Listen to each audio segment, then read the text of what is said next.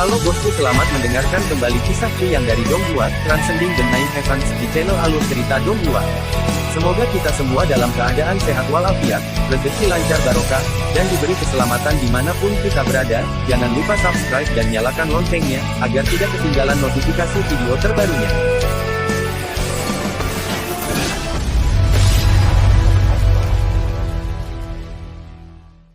Transcending the Nine Heavens. Chapter 1011, ini adalah plot sebenarnya.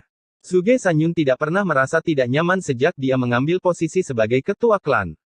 Tampaknya murid Master Feng dan Master Yue ini sedang menuju ke perjamuan obat. Dia benar-benar datang pada saat ini. Bagaimana kita bisa bertahan hidup darinya? Semua talenta muda dari berbagai klan besar berkumpul di kota Tianji ini. Muridmu terlihat bagus. Bagaimana mungkin mencegah orang lain memulai percakapan dengannya? Selain itu, masih dapat dimaklumi jika Anda datang untuk ngobrol dengan saya saat suasana hati Anda sedang baik. Tapi kamu juga ingin ngobrol denganku saat suasana hatimu sedang buruk, lalu apakah mood kamu saat ini sedang baik atau buruk? Haruskah aku menantikan suasana hatimu yang baik? Atau yang buruk? Semua orang memandang Suge Sanyun dengan sedih, sambil berpikir, klan Suge akan sangat menderita kali ini. Tapi setiap orang punya pikiran masing-masing. Jika masalah ini dilihat ke permukaan, orang mungkin masih berpikir bahwa orang-orang dari klan Chen ini terlalu lemah, karena mereka semua terbunuh dalam waktu singkat bahkan tidak ada sedikit pun kegaduhan. Tapi hanya orang yang akrab dengan klan Chen yang tahu, bagaimana klan Chen bisa dianggap lemah. Di antara mereka adalah seorang ahli super, lebih dari 100 ahli tingkat raja dan Sein, dan 4 seniman bela diri tertinggi. Kekuatan seperti itu tidak bisa dianggap lemah dimanapun. Namun ketika mereka bertemu Yue Lingsui dan Feng Yurou, seluruh jiwa mereka lenyap hanya dalam sekejap. Apa yang ditunjukkan hal ini? Wajah Suge Sanyun berubah beberapa kali sebelum akhirnya dia menstabilkan pikirannya dan berkata, apa selanjutnya? Suaranya sudah menjadi sangat kering. Wajah Nangong Si Feng memperlihatkan ekspresi yang luar biasa dan dia berkata, selanjutnya. Pada saat ini, sebuah suara berkata, kamu memang hebat. Apakah Anda tertarik untuk bersaing dengan saya? Sebelum suara itu selesai berbicara, saya melihat sesosok tubuh berkulit putih berlari keluar dari pusat kota. Sosok itu terlihat sangat buram dan sepertinya itu adalah seorang wanita, dan ada orang lain di punggungnya. Tapi begitu dia muncul, wajah Tuan Yue dan Tuan Feng berubah menjadi berat. Sosok putih itu seperti meteorit yang melewati keduanya. Dia berkata, ikutlah denganku. Mari kita bertarung, dan dengan suara mendesing, sosok itu menghilang. Semua orang tampak semakin terkejut dan bingung setelah pulih dari keterkejutan mereka sebelumnya. Kemunculan Master Feng dan Master Yue sudah cukup mengejutkan, lalu, siapakah wanita berbaju putih yang muncul selanjutnya? Tuan Feng dan Tuan Yue tampak muram dan mereka berkata, nak, kamu harus memasuki kota terlebih dahulu. Kita berdua harus pergi menemuinya. Kemudian mereka berkata ke arahku, nak, kamu harus memberitahu klan Suge, kami akan bersikap baik kepada siapapun yang berani menindas murid kami. Kemudian, keduanya terbang dan menghilang ke udara. Ternyata mereka tahu kalau selama ini aku mengintip dari samping. Nangong Si Feng akhirnya selesai berbicara. Mulutnya sudah kering saat itu. Aula menjadi hening. Ada kejutan, ketidakpercayaan. Segala macam emosi memenuhi hati setiap orang. Bahkan ada hal seperti itu. Terutama kalimat terakhir yang diucapkan Tuan Feng dan Tuan Yue. Itu lebih mengejutkan lagi. Mereka berkata, nak, kamu harus masuk kota dulu. Kita berdua harus pergi menemuinya. Itu adalah kita berdua, dan bukan aku dan, sebelum itu, mereka ingin muridnya memasuki kota terlebih dahulu, dan tidak membawanya bersama mereka. Hal ini menunjukkan apa? Hati setiap orang dipenuhi teror. Ini berarti Tuan Feng dan Tuan Yue perlu bergandengan tangan untuk menghadapi orang ini, namun meski begitu, mereka tidak percaya diri untuk melindungi muridnya dalam pertarungan itu. Siapa wanita berbaju putih ini? Seberapa buruk dia? Itu bisa dibayangkan. Ada keheningan di aula. Setelah sekian lama, Suge Sanyun bertanya perlahan, apa lagi? Bersamaan dengan dua kata ini, semua orang melihat ke arah Nangong Si Feng pada saat yang bersamaan. Nangong Si Feng menggelengkan kepalanya dengan jujur dan berkata, tidak ada yang lain. Jika itu masalahnya, kamu bisa turun sekarang, perintah Suge Sanyun, beri dia 50 kristal ungu dan kirim dia keluar. Seorang gadis berpakaian putih di satu sisi setuju dan membawa keluar Nangong Si Feng. Ketika Nangong Si Feng hendak keluar dari pintu, Chu yang tiba-tiba meninggikan suaranya dan berkata, "Oh ya, apakah kamu dipanggil Nangong Si Feng?" Nangong Si Feng menoleh ke belakang dengan terkejut dan berkata, "Benarkah?" Chu yang berkata sambil tersenyum, "Saya adalah tabib di wilayah Tenggara. Sebelum saya meninggalkan punggung bukit gunung datar kali ini, mantan teman Anda meminta saya untuk membawakan Anda sesuatu. Jika nanti tidak ada urusan lain, harap tunggu saya di luar." Mata Nangong Si Feng berbinar dan dia berkata, "Terima kasih, Tuan Muda. Jika itu masalahnya, aku akan menunggumu di Danau Suiye." Sebagai seorang seniman bela diri berpengalaman, dia langsung tahu bahwa bos yang dia temui sebelumnya telah mengirim seseorang untuk datang menjemputnya. Pada saat ini, dia merasa sangat bersemangat, tetapi dia tidak mengungkapkan sedikit pun emosi di wajahnya. Chu yang duduk sambil melihat Nangong Si Feng pergi. Ye Xiyu terbatuk sekali dan berkata, "Saudara Chu, kamu punya hubungan dengan orang ini." Chu yang berkata dengan penuh kasih sayang, "Yu kecil." Berhenti. Ye Xiyu buru-buru mengulurkan tangannya untuk menghentikan Chu yang. "Baiklah, aku tidak akan bertanya padamu." Ekspresinya tampak sangat indah. Bahkan Ye Si Feng juga merasa ingin tertawa terbahak-bahak dalam suasana serius seperti itu. Tapi meskipun suasana hatinya seperti itu, dia masih menatap Chu yang dengan tatapan membunuh. Chu yang menundukkan kepalanya, tetapi saraf sensitifnya merasakan mantra kematian yang dilemparkan dari Ye Si Feng. Dia tidak bisa tidak bertanya-tanya dalam hatinya, apa yang terjadi dengan bajingan ini. Tapi aku tidak menyinggung perasaannya dengan cara apapun. Klan Master Zhuge, apakah Anda ingin melihat lokasi kecelakaan? Mu Jiuyu bertanya dalam-dalam. Tidak ada gunanya pergi ke sana sekarang. Zhuge Sanyun tersenyum pahit dan berkata, "Mari kita bicara tentang masalah yang serius." Mu Jiuyu dan Yuan Jinbao mengangguk dan memberi isyarat agar para tabib di sisi mereka mundur. Para tabib dari klan Ling dan klan Ye juga mundur. Tapi Han Xiaoran tidak mengambil tindakan. Mu Jiuyu mengerutkan kening dan berkata, "Saudara Han, kamu." Han Xiaoran berkata dengan ringan, "Tabib Chu ini juga saudaraku. Saya tidak curiga siapapun pria yang saya gunakan. Jika saya mencurigainya, saya tidak akan menggunakannya sejak awal. Aku percaya pada saudaraku. Selain itu, dia akan menjadi karakter kunci dalam perjamuan obat ini. Tidak ada salahnya dia tinggal di sini dan mendengarkan kita." Karakter kunci. Hehehe. Mu Jiuyu mendengus. Saat dia hendak berbicara, Zhuge Sanyun berkata, "Tidak masalah. Biarkan Tabib Chu tinggal di sini." Dia menatap Chu yang dengan hangat dan berkata dengan lembut, "Saya telah mendengar banyak tentang Anda, orang suci berhati hitam." Chu yang kaget. Ketua klan dari salah satu dari 9 klan besar juga tahu tentang saya. Dia tersenyum pahit dan berkata, "Tuan klan Zhuge, kamu berbicara terlalu serius. Ada 9 orang yang tersisa di ruangan itu sekarang. Zhuge Sanyun, Han Xiaoran, Chu Yang, Mu Jiuyu, Yuan Jinbao, Ling Hanwu, Ling Hansui, Ye Si Feng, Ye Xiyu." Tapi Zhuge Sanyun tidak melanjutkan berbicara. Aula tiba-tiba menjadi sunyi. Segera, langkah kaki terdengar di tangga, dan anggur serta makanan lezat mulai berdatangan. Meja di depan semua orang terisi. Bahkan ada yang seperti buah-buahan segar. Setelah beberapa saat, ketika semua makanan telah disajikan, Zhuge Sanyun bertepuk tangan sekali. Semua pelayan mundur dan menutup pintu aula. 4 sosok hitam tiba-tiba muncul dan mereka bergerak menuju 4 arah berbeda. Kemudian, 4 indera keilahian tingkat tertinggi diusir, menutupi seluruh taman Sui Yue. Saat mereka berbicara sekarang, hanya seniman bela diri tertinggi di atas tahap ketiga yang bisa menguping mereka. Namun mereka yang berkultivasi rendah tidak bisa menguping dengan cara apapun. Bahkan 4 seniman bela diri tertinggi yang menggunakan indera ilahi juga tidak dapat mendengar percakapan di dalam. Mata Zhuge Sanyun berkedip. Jari-jarinya mengetuk meja dengan lembut, tapi tetap saja, dia tidak berbicara. Setelah sekian lama, seseorang di luar berbicara, "Tuan klan, Taman Sui Yue sekarang sudah bersih. Semua orang di jembatan Giok Putih adalah orang-orang kita. Ada 3 orang tua yang menegakkan ketertiban di jembatan. Dan semua dari 48 ahli tingkat Sein kami berada di bawah air sekarang." Zhuge Sanyun berkata dengan ringan, "Baiklah." Bagian luar menjadi sunyi. Jantung Chu yang berdetak kencang. Dia tahu bahwa perjamuan hari ini tidak akan sederhana, tetapi dia tidak menyangka klan Zhuge akan mengerahkan kekuatan sebesar itu untuk percakapan ini. Hal penting apa yang ada di sana? Itu menuntut klan Zhuge untuk berhati-hati. Wajah Zuge Sanyun menjadi tenang dan dia berkata dengan ramah, malam masih panjang, dan kita punya banyak waktu untuk berbicara.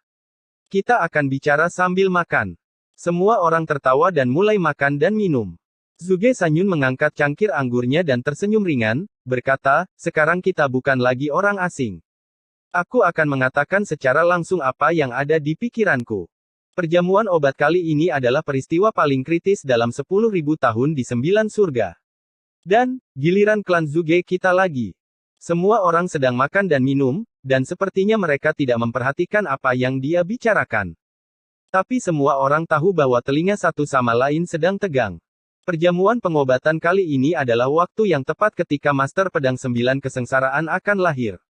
Jadi, ini mempunyai arti yang luar biasa. Apalagi zaman sekarang berbeda dengan zaman dulu.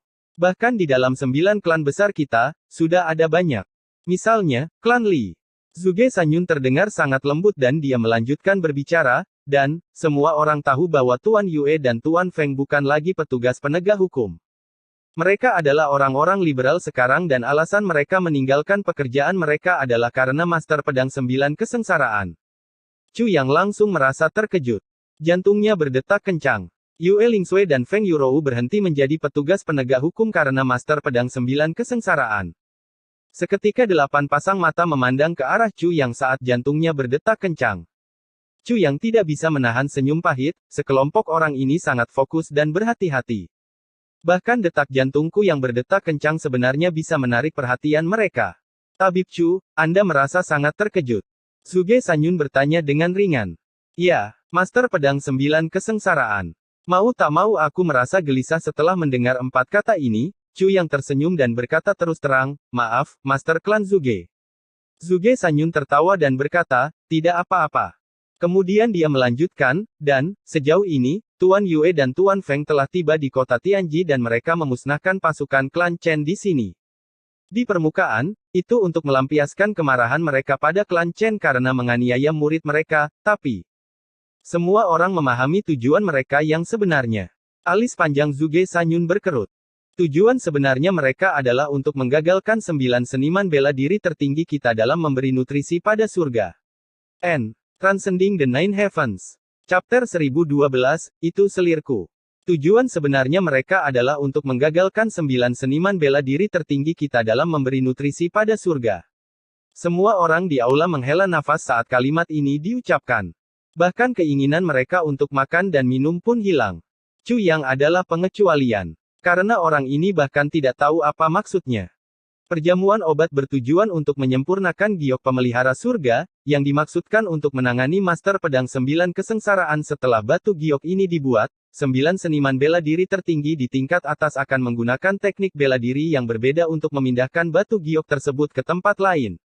Kemudian, orang yang paling terampil di antara mereka akan mengisi giok pemelihara surga hingga ke surga. Orang ini akan menjadi dharma tertinggi. Mengetahui bahwa Chu Yang tidak mengetahui hal ini, Han Xiaoran menjelaskan kepada Chu Yang secara detail. Tapi bagaimana giok pemelihara surga ini bisa menangani Master Pedang 9 Kesengsaraan? Chu Yang bingung. Tidak, sejak zaman kuno, misi dari Master Pedang 9 Kesengsaraan adalah untuk menyembuhkan 9 surga. Dari tingkat tertentu, giok pemelihara surga memainkan peran yang sama dengan 9 kesengsaraan. Jadi, jika giok pemelihara surga dapat memberi makan 9 surga sebelum Master Pedang 9 Kesengsaraan melakukannya, energi takdir dari Master Pedang 9 Kesengsaraan dapat dihancurkan, kata Han Xiaoran. Oh begitu. Chu Yang terjatuh dan memuji, ide yang bagus. Han Xiaoran menghela nafas dan bergumam, Tuan Feng dan Tuan Yue adalah 2 orang yang paling saya hormati dalam hidup saya. Lalu, dia terdiam. Setelah sekian lama, dia menggelengkan kepalanya dengan sedih. Zuge Sanyun berkata, karena Guru Feng dan Yue ikut campur dalam masalah ini bukan tanggung jawab kita. Rencana awal kami perlu direvisi. Kita harus melepaskan keputusan yang telah kita buat sebelumnya.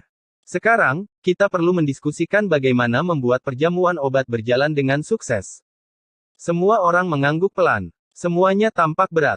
Zuge Sanyun merenung sejenak dan berkata, dalam rencana awal kami, klan Zuge berperan sebagai tuan rumah, sementara dharma tertinggi dan seniman bela diri tertinggi lainnya akan muncul untuk menekan tombol mereka pada akhirnya. Namun yang jelas, metode ini tidak tepat saat ini.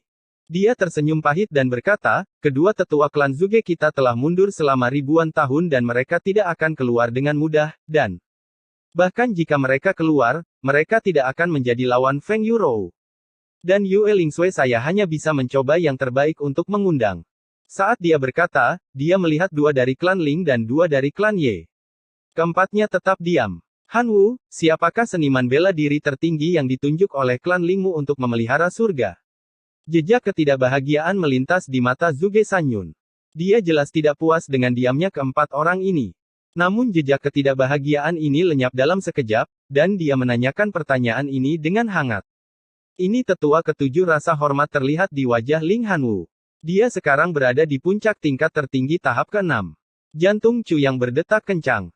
Ternyata sebenarnya ada ahli yang bersembunyi di antara pasukan klan Ling. Pakar ini sangat pandai mengendalikan diri. Ketika Zizi King tanpa ampun memenggal tiga seniman bela diri tertinggi dari klan Ling, ahli ini sebenarnya bisa menahan diri untuk tidak muncul. Zhuge Sanyun menggelengkan kepalanya perlahan dan bertanya, kultivasi tetua ketujuh secara alami mengejutkan dan cukup baik di waktu-waktu biasa. Tapi di hadapan Tuan Feng dan Yun, apakah menurutmu tetua ketujuh bisa menang? Ling Han Wu menggelengkan kepalanya perlahan. Tidak. Masih ada waktu, kata Zhuge Sanyun, kita harus mengganti pemimpin kita sekarang. Ling Han Wu mengangguk pelan. Zhuge Sanyun tersenyum ringan dan menoleh untuk melihat kedua bersaudara dari klan Ye. Si Feng, Si Yu, siapa seniman bela diri tertinggi dari klan Yemu? Ye Si Feng tertawa dan berkata, itu tetua keempat, Ye Zhangzui. Kultivasinya juga berada di puncak tingkat tertinggi tingkat ke-6. Kamu Zhangzui. Zhuge Sanyun mengerutkan kening. Ye Xiyu berkata dengan nada kekanak-kanakan, tapi, ku dengar tetua agung kita juga akan datang. Zhuge Sanyun langsung menjadi bersemangat dan berkata, itu bagus. Kemudian dia berbalik ke arah Han Xiaoran dan dua ahli penegak hukum lainnya, berkata, para ahli penegak hukum, saya akan menyampaikan pesan kepada klan besar lainnya sekarang agar mereka mengubah kandidat mereka. Mohon informasikan juga kepada Dharma Agung untuk membuat pengaturan sedini mungkin. Masalah ini terkait dengan nasib 9 surga dan kita tidak boleh gegabah. Mu Jiuyu dan Yuan Jinbao mengangguk berulang kali dan mata mereka berkedip. Wajah Han Xiaoran dingin dan kaku. Dia menghela nafas panjang dan tidak berbicara. Yue Lingsui dan Feng Yurou adalah dua orang yang paling dia hormati. Tapi sekarang, sepertinya dia akan menempuh jalan yang berbeda dengan mereka. Meskipun Master Pedang 9 Kesengsaraan belum muncul dengan jelas, kedua orang ini sudah bekerja keras demi nasib 9 kesengsaraan. Sekarang mungkin bukan saat yang tepat untuk pertempuran mematikan. Bagaimanapun, bahkan Dharma tertinggi tidak ingin orang-orang seperti Yue Lingsui dan Feng Yurou menjadi musuhnya. Tapi begitu Master Pedang 9 Kesengsaraan keluar, pertempuran mematikan tidak bisa dihindari. Han Xiaoran merasakan gejolak emosi di hatinya. Akankah klan Li mengirim orang ke sini kali ini? Mu Jiuyu mengerutkan kening dan bertanya. Ini. Yuan Jinbao menyentuh dagunya dan berkata, aku benar-benar tidak tahu. Sekarang situasinya masih belum jelas. Klan Li harusnya datang, ya.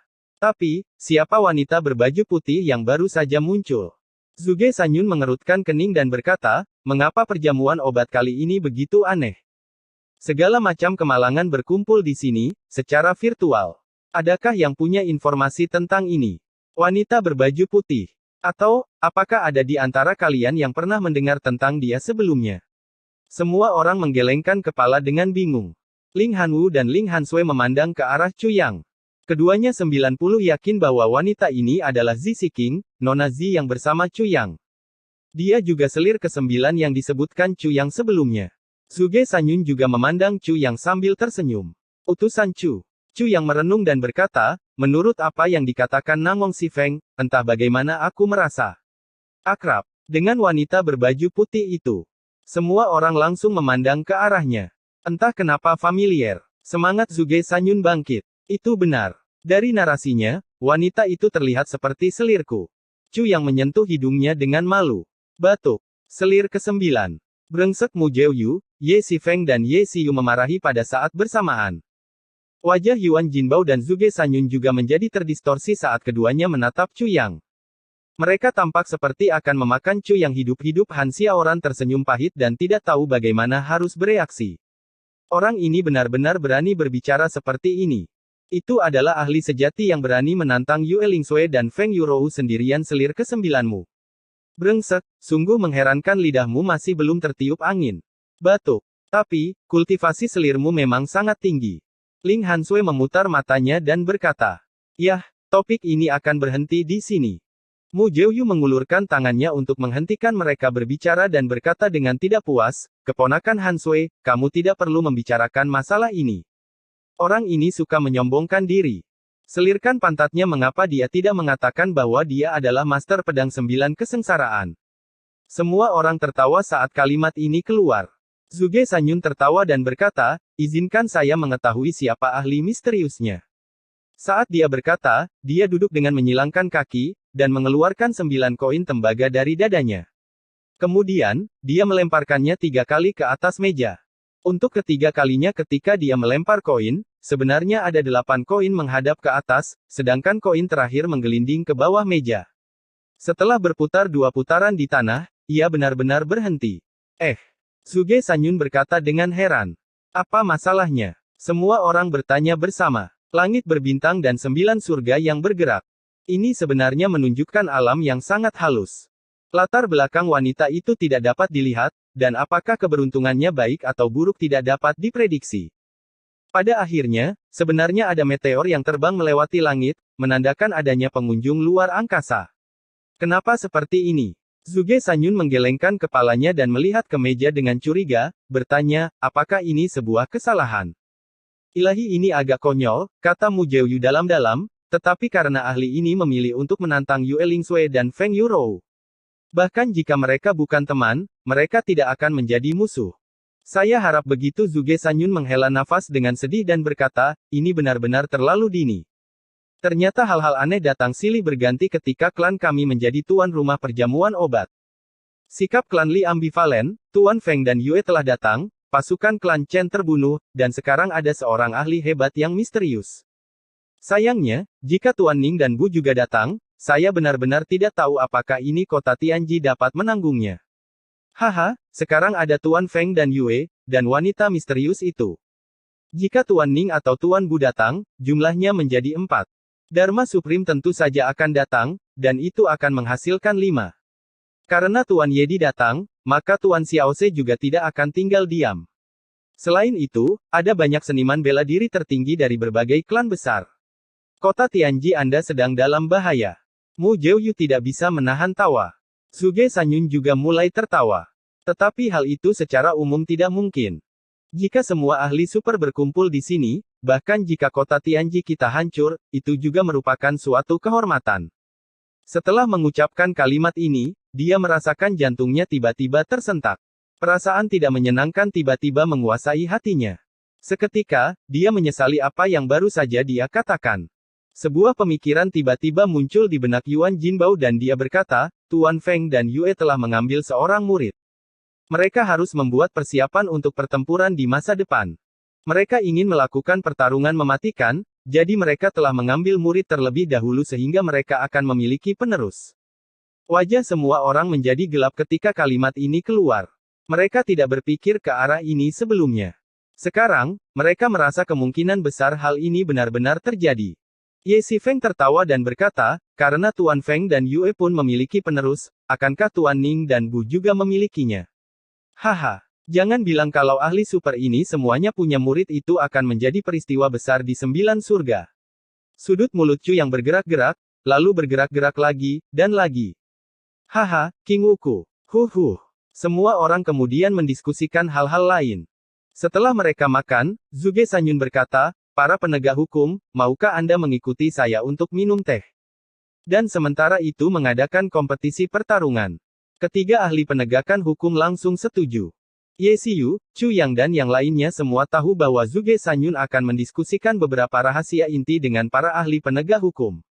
Jadi semua orang berpisah di jembatan Giok Putih. Setelah Chu Yang berpisah dengan Ling Hanwu dan hendak menyambut Ye Xiyu sudah menghilang. Chu Yang tersenyum puas saat dia berjalan terhuyung-huyung menuju tempat dia dan Nangong Xifeng sepakat untuk bertemu. Di depan Danau Suiye. Meski hari sudah larut malam, tepi danau masih ramai dikunjungi orang. Cahaya berbagai warna menyinari danau, menciptakan pemandangan yang indah.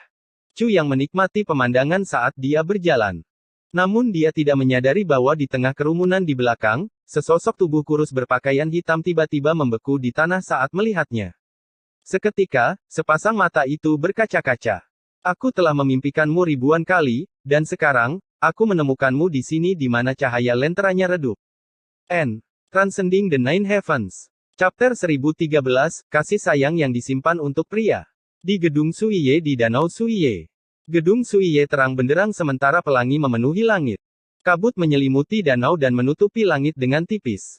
Bulan yang cerah terlihat melalui kabut secara sporadis. Lampu bersinar di permukaan danau yang berkabut. Dengan riak di permukaan danau, cahayanya pecah menjadi jutaan garis bercahaya yang bergetar seperti jantung seorang wanita muda yang berdebar-debar. Itu penuh gairah namun gemetar karena reservasi. Di jembatan giok putih, Chu yang mengenakan jubah hitam saat dia berjalan dengan percaya diri keluar dari jembatan. Dia melambat hingga berhenti dan menoleh untuk memastikan arah Nangong Si Feng sebelum melanjutkan perjalanannya. Di bawah cahaya yang bergetar, wajah tampannya sebagian tertutup bayangan sementara bagian terang menunjukkan sepasang mata yang dingin dan gelap seperti danau musim gugur. Saat dia mengambil langkah dan menoleh, seorang wanita berpakaian hitam ada di belakangnya. Wajah itu sangat berbeda. Petir menyambar hatinya, pikirannya bagaikan lautan kekacauan sementara telinganya berdenging tanpa henti. Matanya linglung saat dia kehilangan ucapan dan tindakannya. Dunia terhenti. Chu Yang, aku akhirnya melihatmu. Tubuh mungilnya menggigil saat dua aliran air mata mengalir di wajahnya yang tersembunyi di balik kerudung hitamnya. Dia berjuang untuk melangkah ke kanannya sambil dengan cepat berpegangan pada pohon besar untuk mendapat dukungan. Dia takut dia akan jatuh ke tanah. Aku berlatih sangat keras untuk mencapai 3 langit atas dengan mengorbankan nyawaku. Hanya untuk bertemu denganmu lagi dan mengikuti jejakmu secara selaras. Tapi kamu sudah menyimpang terlalu jauh. Mata Wu Qianqian kabur karena air mata yang mengalir. Tangan halusnya tanpa sadar merapikan bagian bawah jubah hitamnya saat pikirannya melayang. Chu Yang, Qianqian menyukaimu. Matanya yang berkaca-kaca menatap Chu Yang dan gerakannya yang dia cerminkan. Meskipun saat itu gelap dan pandangannya kabur karena air matanya, dia bisa melihat jubah hitam yang dia jahit untuknya. Di tempat yang sama pada jubahnya, ada rambutnya dan kata-kata itu. Chu Yang, Qianqian menyukaimu. Jubah hitam Chu Yang tidak memantulkan cahaya. Jubah hitam biasa akan memantulkan cahaya jika ada sinar cahaya dan gerakan tubuh pada jahitannya. Namun, Wu Qianqian akan menggiling area ini dengan lembut. Penggilingannya halus tetapi dapat mencegah pantulan. Karena dia menjelajahi dunia yang berbahaya dan menghadapi banyak konflik. Karena dia menyukai jubah hitam, itu berarti dia lebih suka bepergian pada malam hari. Jika dia menjaga bayangannya, dia akan lebih aman. Saat ini, semua kenangan masa lalu menyapu dirinya seperti angin kencang di perairan gelap. Saya ingat pertama kali saya bertemu Anda di Tianwai dan akal sehat Anda yang tersembunyi. Saat itu, saya memperlakukan Anda sebagai junior saya. Saat aku bertemu denganmu di negara Tandura, kamu telah menjadi pendekar pedang kuat yang membuat putra mahkota kagum dalam beberapa hari. Anda menjadi pemilik paviliun Butian dan Raja Neraka yang mengendalikan hidup dan mati. Sejak saat itu, saya berada di sisi Anda dan membantu Anda dalam urusan duniawi. Dengan kekejaman, ketegasan, dan kecerdasan Anda, semua masalah dapat diselesaikan dengan mudah. Caramu yang teliti dan kelembutanmu yang memabukkan membuatku banyak sakit hati. Anda terus-menerus berjuang untuk bertahan hidup, namun Anda tidak pernah mengeluh kepada orang-orang terdekat Anda. Ketika kamu marah pada orang-orang terdekatmu, itu adalah saat suasana hatimu sedang baik. Ketidakpedulianku padamu menjadi rasa ingin tahu. Saya penasaran bagaimana Anda bisa menjadi Master Paviliun Butian di usia yang begitu muda.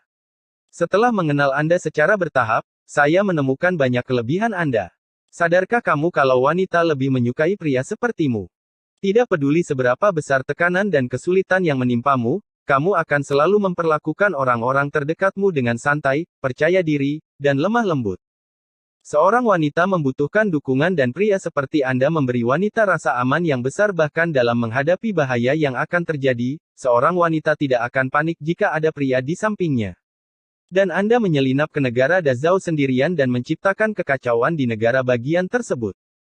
Setelah melarikan diri demi hidup Anda kembali dan berpartisipasi dalam pertempuran besar.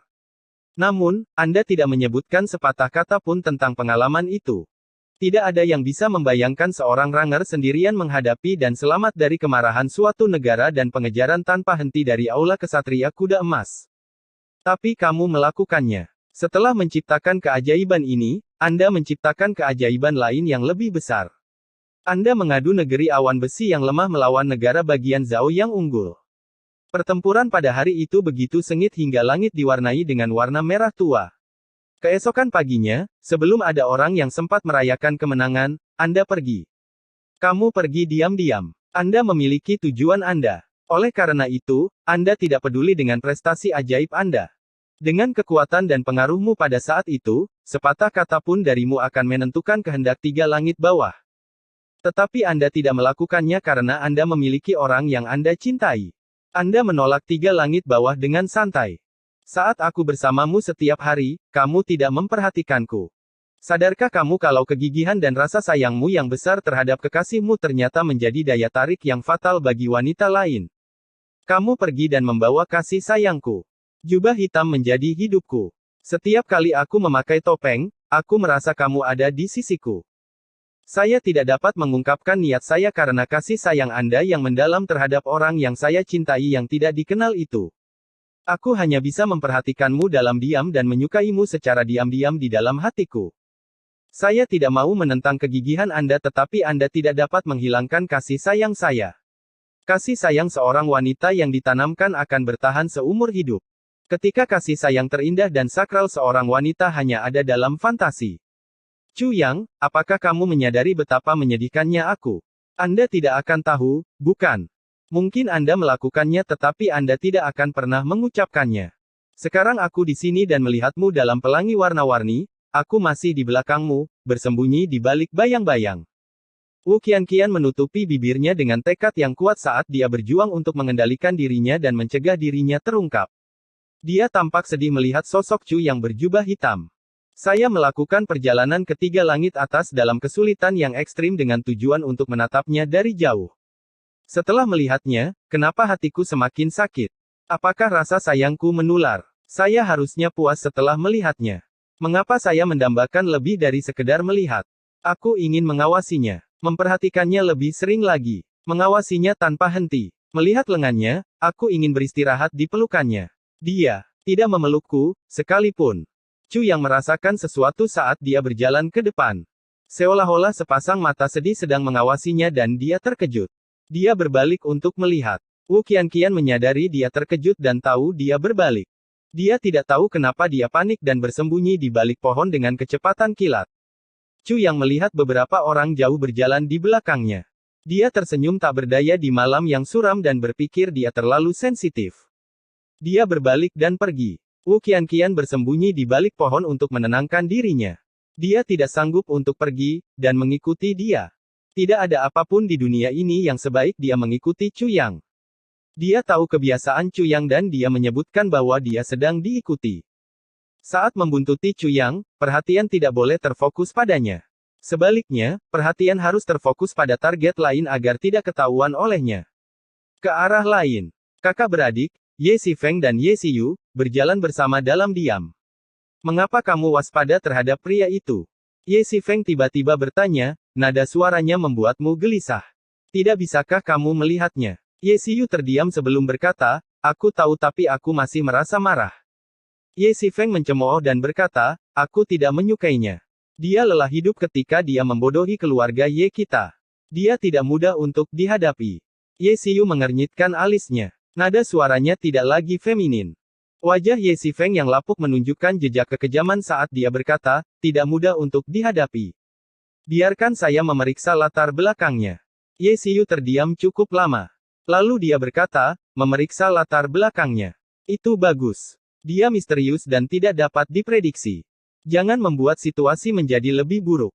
Berhati-hatilah untuk tidak mengekspos orang-orang kami ketika mereka melakukan pemeriksaan. Ye Xifeng tersenyum dingin dan dia berkata, saya tahu. Saya akan mengirim 2 Martial Saint yang sangat terampil untuk membunuhnya.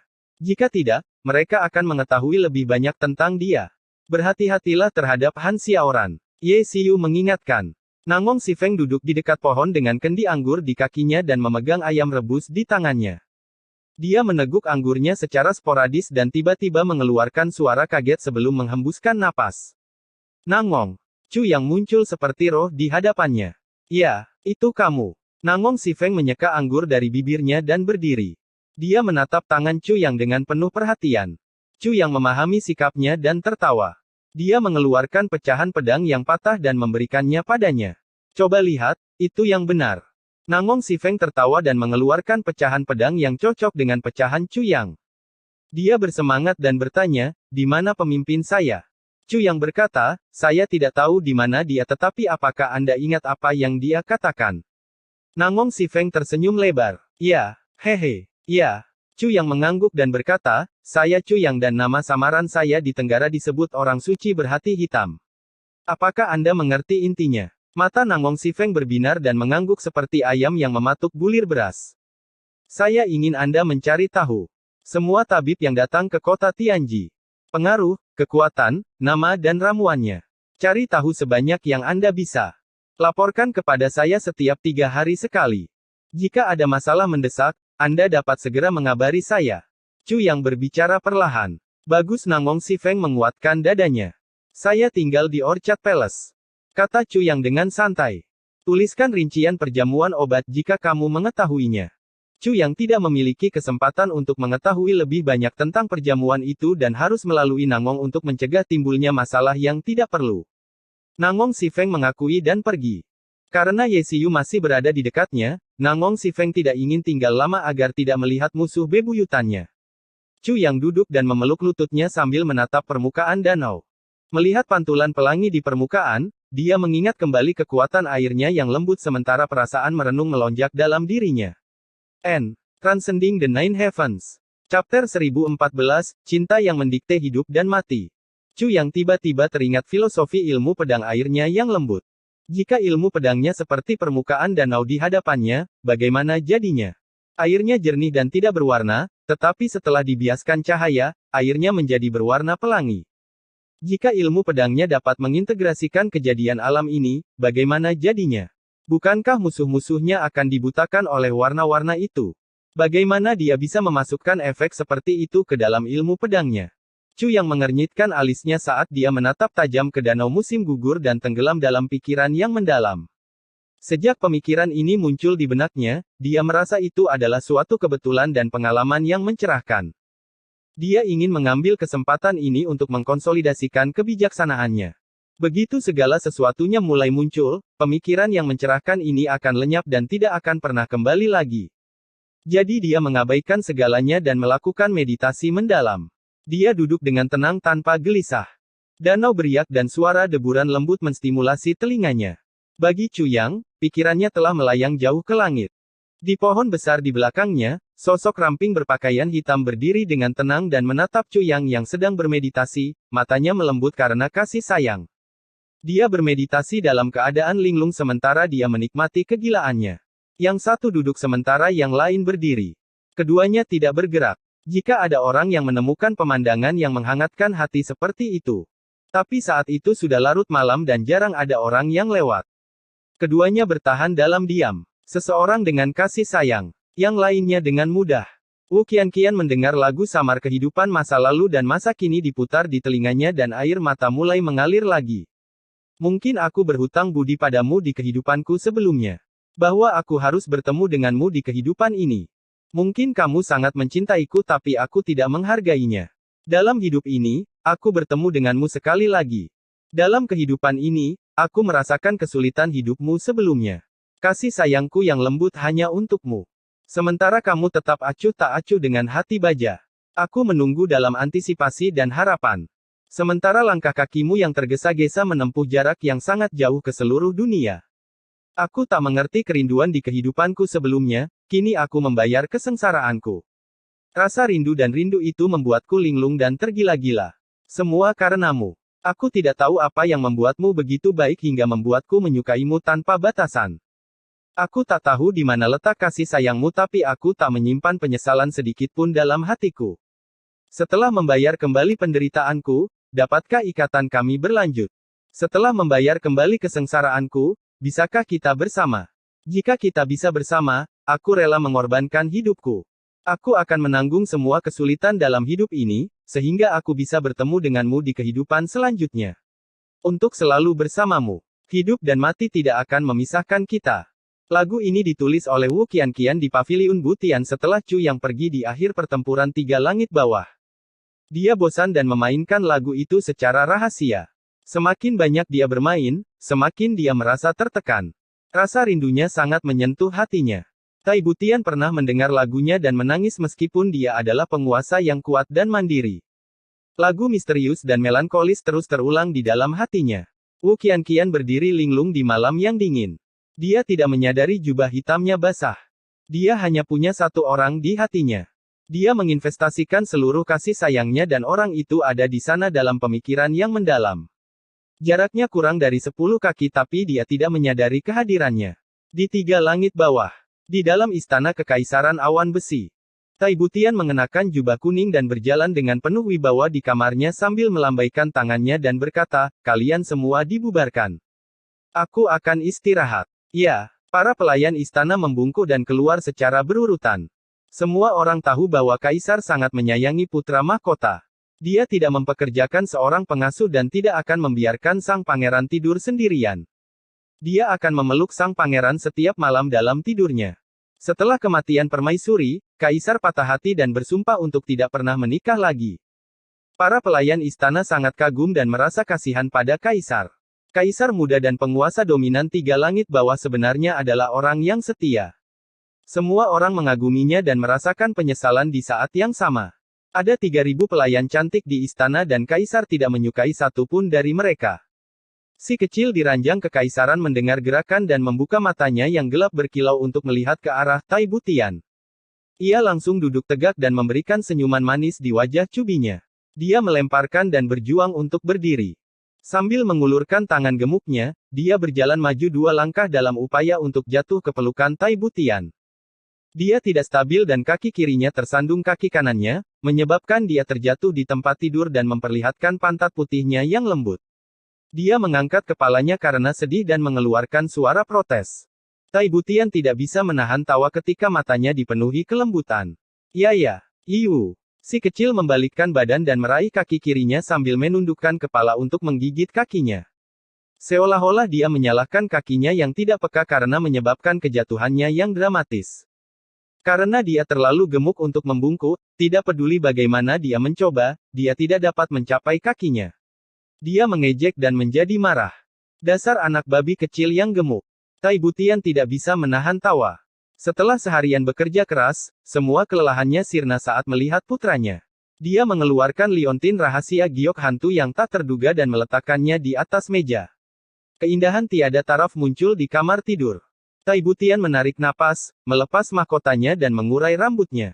Setelah melepas jubah kekaisarannya, sosok mungil dan menggerakkan muncul di cermin.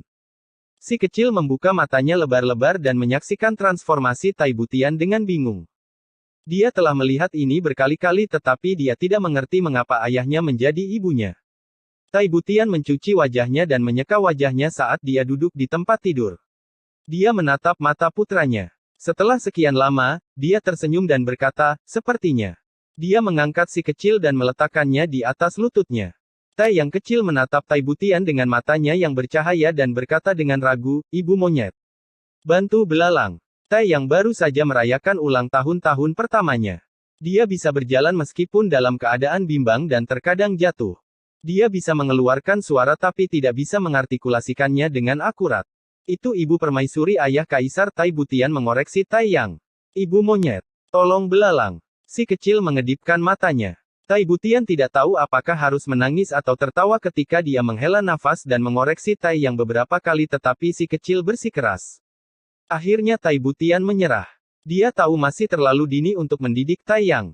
Dia mengarahkan jarinya ke dahi Tai Yang dan berkata, lidah ayahmu yang fasih dapat membuat orang mati hidup dan sebaliknya. Kenapa kamu begitu bodoh? Si kecil menatap Tai Butian dengan polos saat dia bergumam dengan tidak jelas. Tangannya yang gemuk menggenggam dadanya saat dia berteriak dengan penuh semangat, susu. Tai Butian merasa geli. Dia berbaring, melepas pakaiannya dan memeluk putranya sambil memasukkan putingnya ke dalam mulutnya. Si kecil mulai menghisap dengan tergesa-gesa. Tai Butian berbohong sambil menikmati kedekatan dengan putranya. Pikirannya mulai melayang. Dunia saat ini damai dan 3 langit bawah tanpa masalah. Pekerjaan resminya juga berkurang. Selama waktu luangnya, dia akan memikirkan masa-masa kacau. Itu hanya sesaat dan terasa seperti seumur hidup. Chu Yang, apakah kamu baik-baik saja?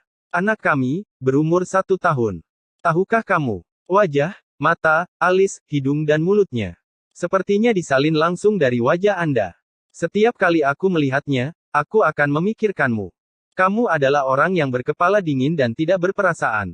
Anda tidak akan pernah menyangka bahwa saya seorang wanita. Anda berpikir setelah prestasi gemilang Anda bisa pergi dan menjadi riang. Namun, Anda tidak akan pernah menyangka bahwa Anda telah meninggalkan kekhawatiran dan itu akan menjadi kekhawatiran terbesar dalam hidup Anda. Anda tidak hanya memiliki seorang wanita tetapi juga seorang putra. Jika Anda mengetahui hal ini, apa yang akan Anda lakukan? Tai Butian merenung saat bibirnya tersenyum pahit. Dia menghela nafas tanpa mengetahui alasannya. Telapak tangannya menepuk punggung putranya dengan lembut sementara pikirannya melayang ke jalan kecil berhutan di Tianwai, di dalam kereta kuda.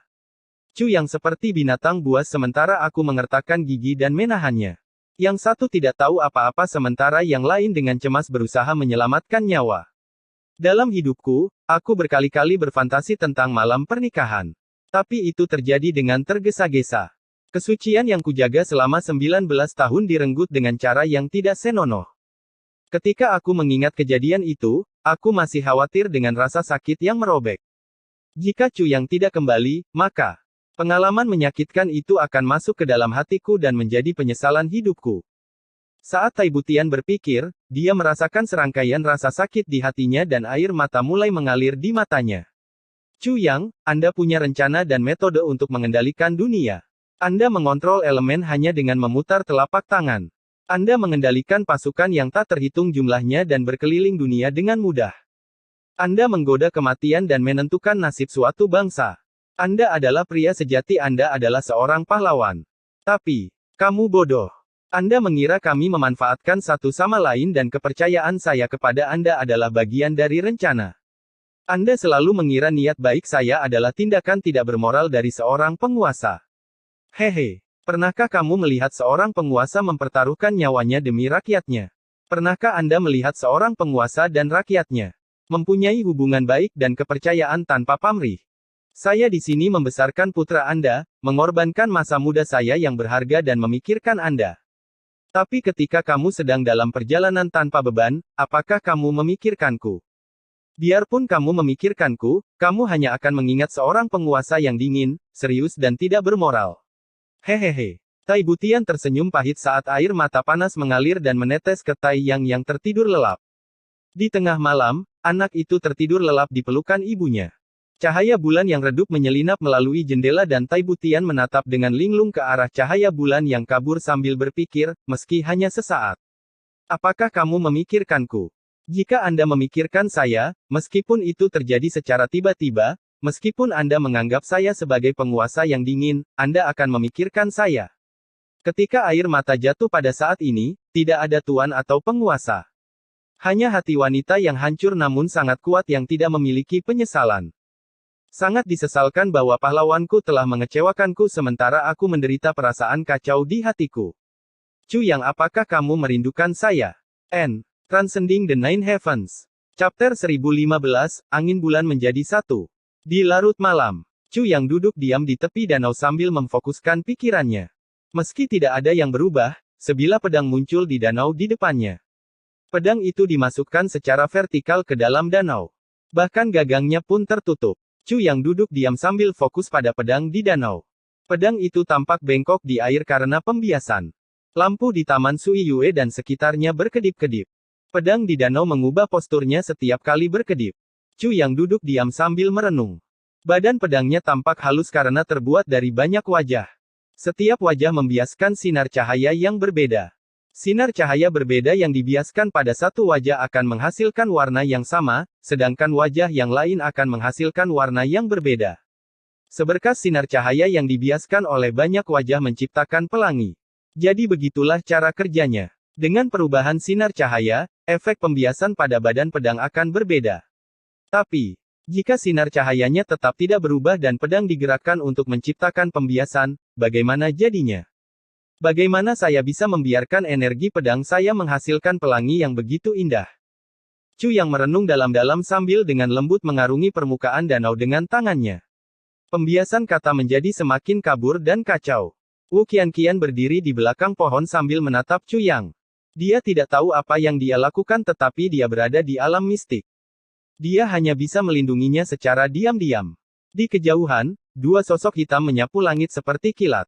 Mereka maju dengan cepat menuju Chu Yang, meninggalkan jejak bayangan di belakang mereka. Chu Yang tercerahkan saat dia menamparkan pahanya dan bergumam, pedang itu tidak bisa bergerak. Kalau menurutku seperti ini, itu dangkal dan aku tidak tahu sumbernya. Tapi di mana sumbernya? Itu ada di pergelangan tanganku dengan pergelangan tangan yang lincah, saya dapat mengikuti sinar cahaya untuk membiaskannya dan secara perlahan menciptakan efek yang diinginkan. Saat dia menepuk pahanya, sebuah ledakan terjadi di lokasi yang jauh di luar kota. Ledakan. Ledakan-ledakan. Seluruh kota Tianji berguncang hebat. Taman Suye di danau bergetar seperti boneka yang miring dan jeritan panik bergema di udara. Permukaan danau yang tenang tiba-tiba meletus dengan ombak raksasa yang mencapai langit. Chu yang tertangkap basah dan dia terjatuh kembali. Dia bergumam, aku tidak percaya tamparan di pahaku memiliki kekuatan sebesar itu. Wu Qianqian, yang berada di belakang pohon, terguncang pusing dan dia hampir berteriak. Meskipun perasaannya campur aduk, setelah mendengarkan Chu Yang, dia hampir tertawa. Setelah sekian lama, danau kembali tenang. Chu yang berdiri dan meregangkan punggungnya. Mendengar suara retakan tulangnya, dia menyadari bahwa dia telah berada di sini hampir sepanjang malam. Waktu berlalu cepat. Chu yang tersenyum pahit. Dia membungkukkan punggungnya dan mengambil pedang panjang itu dari danau. Tiba-tiba, jantungnya berdetak kencang dan rasa bahaya yang besar muncul dalam dirinya. Dia melintas dan muncul di permukaan danau. Jauh di langit, dua sosok berpakaian hitam menyerbu ke depan seperti kilat. Sinar pedang mereka membentang seperti pelangi saat mereka maju menuju Chu Yang dengan jahat. Chu Yang mendesis dan terbang dengan jubah hitamnya berkibar di udara. Sosoknya bersinar ketika dia berteriak, "Siapa kamu?" Sosok gelap lainnya terbang di langit dengan pedang terangkat dan mengarahkan pedangnya yang secepat kilat ke dua sosok berpakaian hitam saat dia berteriak dengan suara rendah, "Siapa kamu?" Kedua sosok berpakaian hitam itu tertawa sinis. "Kamu tidak cocok untuk mengetahui siapa kami. Aku akan membiarkan kalian berdua yang berzina binasa di sini dan jadilah sepasang kekasih yang mati." Chu yang mengangkat barisannya dan menatap curiga pada sosok wanita berkulit gelap yang maju untuk mendukungnya. Dia berpikir dengan bingung, sosok ini, kenapa terlihat familiar? Wu Qianqian merendahkan suaranya sehingga Chu yang tidak bisa mengenalinya. Saat dia hendak mengingatnya dengan benar, dua sosok berpakaian hitam itu menyerang dengan kecepatan kilat dan menerangi langit dengan gerakan mereka. Chu yang tersenyum santai sambil menghindar dan berseru, "Tebas." Tiba-tiba, dia merasakan energi pedang melonjak dalam dirinya. Sovereign of Swords, kelas 7, habis-habisan. Di puncak bukit di luar kota, tiga sosok berwarna putih terpisah seperti komet dan masing-masing menempati puncak bukit, menciptakan formasi segitiga. Masing-masing memiliki jubah putih mengalir seperti peri. Zi Siqing, Feng Yurou dan Yue Lingsui. Jubah putih Zi Siqing menari-nari di udara dan dia tersenyum sambil menjaga ketenangannya. Dia tidak tampak seperti baru saja menyelesaikan pertempuran besar karena jubah putihnya tanpa cacat. Yue Lingsui dan Feng Yurou tampak serius saat mereka memandang Zi Siqing dengan perasaan campur aduk. Sebuah ruang kosong besar memisahkan mereka bertiga. Dan tumpukan batu yang berantakan. Beberapa saat yang lalu, ruang kosong itu dulunya berdiri sebuah bukit kecil yang menjulang tinggi. Sejak mereka tiba di sini, mereka berimbang. Dalam pertarungan sengit, Yue Lingsui dan Feng Yurou dipaksa oleh Zi Siqing untuk memasuki keadaan mistis Tao mereka. Bahkan Zi Siqing dibawa ke kondisi mistis Tao dan dia telah memperoleh banyak hal dalam pertarungan ini. Kultivasinya telah melampaui ranah ini dan keduanya bukan tandingannya. Meskipun dia menekan potensi sebenarnya dalam pertarungan, dia merasa sangat puas saat bertanding dengan mereka. Meskipun kultivasi mereka lebih rendah, teknik Moonbreeze Aswan sangat kuat, terutama ketika keduanya menyatukan hati dan pikiran mereka menjadi satu. Moonbreeze Aswan termasuk dalam teknik Tao besar. Setelah penyatuan hati dan pikiran serta bertemu dengan lawan yang tangguh, pasangan tersebut memasuki kondisi Tao. Zi Siqing juga dibawa ke negara Tao. Dalam jutaan tahun sejak Zi Siqing tiba di benua sembilan surga, dia hanya melakukan dua pertarungan yang memuaskan. Yang pertama adalah pertarungan dengan seniman bela diri tertinggi Chen Feng dan Liu Yun. Namun, dia tidak mendapatkan energi dari kondisi Tao. Kedua kalinya adalah pertarungan saat ini. Kali ini, Zi Siqing sangat terkejut dengan energi tak berujung dari negara Tao. Dia tidak percaya rejeki nomplok dari pertarungan ini. Dengan serangan menjepit pasangan tersebut, energi dari keadaan Tao seperti hujan yang turun dari langit. Zi Siqing mengumpulkan energinya dengan tergesa-gesa. Dia merasakan panggilan dari sembilan surga. Penghalang sembilan surga tampaknya semakin melemah dengan cepat. Ketiganya mendapat manfaat besar. Zi Siqing hanya bisa mengumpulkan bagiannya dan sisa-sisa energi negara Tao. Dia tidak dapat mengumpulkan energi dari kondisi Tao, yaitu angin bulan sebagai satu. Karena itu, dari sudut pandang kultivasi, pasangan ini telah memperoleh lebih banyak manfaat daripada dirinya. Bahkan pertarungan pasangan dengan Ning Tianya tidak bisa dibandingkan dengan pertarungan saat ini. Pasangan itu merasa bahwa kultivasi Ning Tianya dibandingkan dengan wanita seperti peri putih jauh lebih rendah. Mereka tidak merasakan tekanan mengerikan saat ini dengan pertemuan dengan Ning Tianya.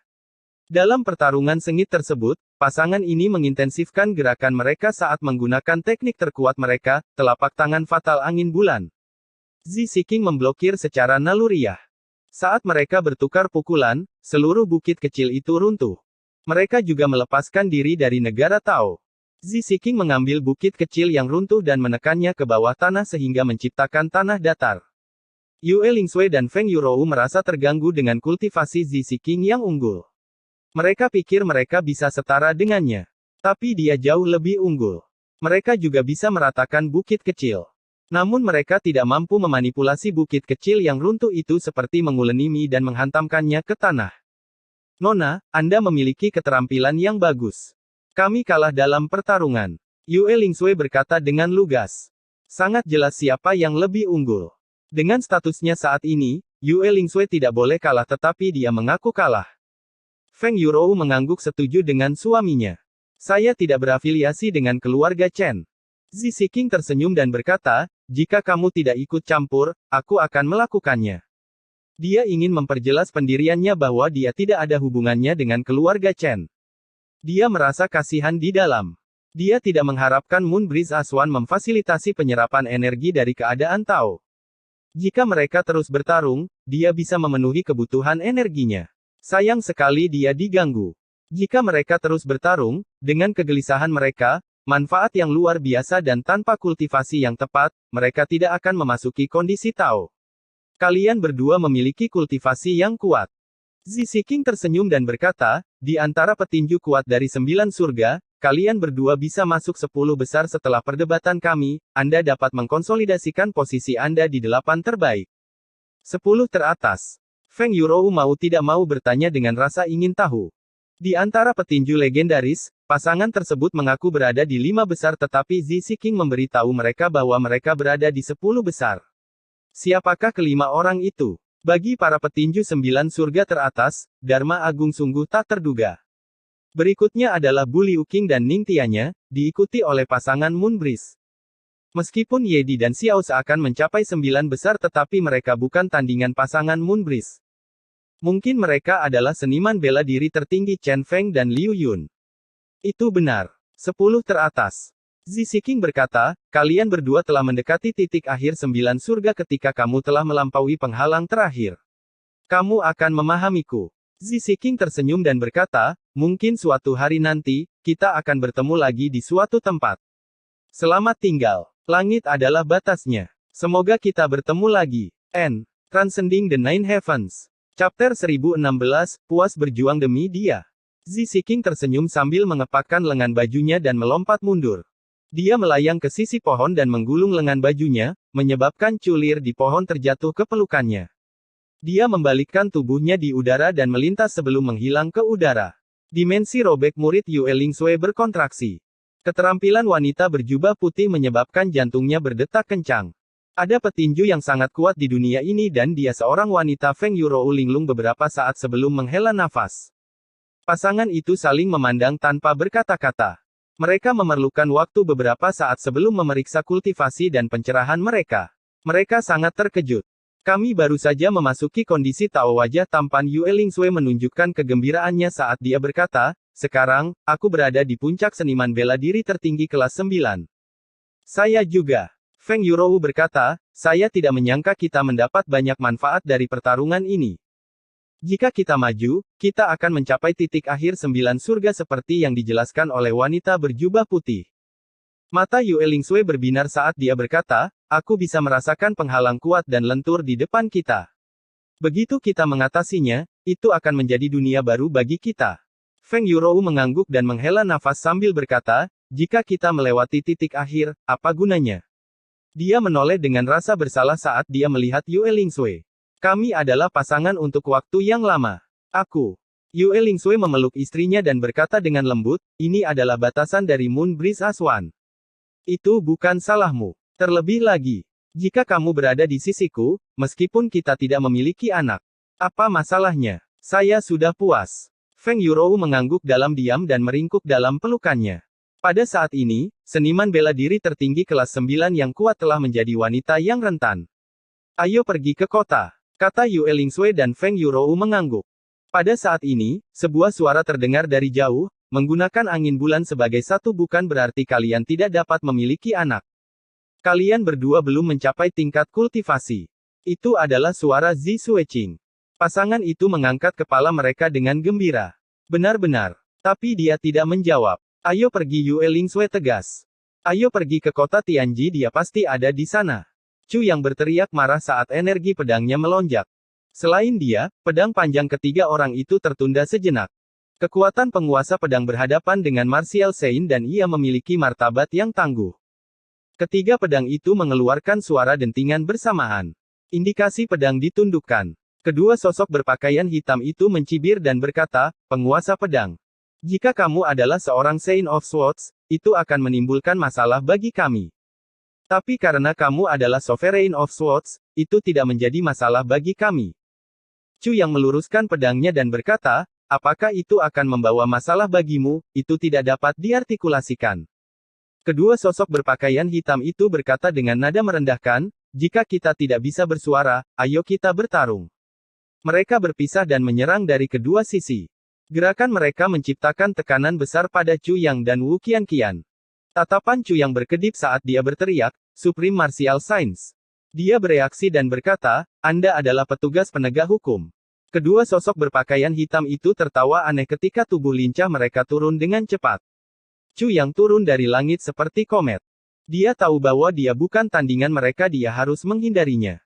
Wanita berjubah hitam itu juga seorang Martial Saint tetapi dia baru saja mencapainya dan bukan tandingan mereka berdua. Saat Chu Yang terjatuh, dia berkata dengan tergesa-gesa, tahan nafasmu, tetaplah berdampingan dan atur napasmu. Dia memiliki nada seperti bandit hutan yang gagal dalam perampokan dan diserang. Kedua Martial Saint mengejar tanpa henti. Wu Qianqian mengulurkan pedang panjangnya secara horizontal. Saat sinar dingin terpantul dari pedangnya, dia muncul di belakang Chu Yang. Dia bermaksud untuk menangkis dua Martial Saint yang kuat sendirian. Tangan kanannya terulur ke belakang dan menangkap Chu Yang jatuh dan dia memberinya dorongan tambahan. Chu Yang turun lebih cepat. Tapi dia sangat terkejut. Tingkat kultivasi wanita berjubah hitam ini jauh lebih rendah. Dia berada dalam posisi berbahaya setelah melindunginya, dia mengorbankan hidupnya sebagai imbalan atas pelariannya. Siapa dia? Dan kenapa dia melakukan ini? Mata kedua Martial Saint berpakaian hitam dipenuhi dengan kekejaman. Pedang panjang mereka meninggalkan layar cahaya saat mereka menahan tekanan gunung. Wu Qianqian mengejek dan berkata, 3.000 mil es beku.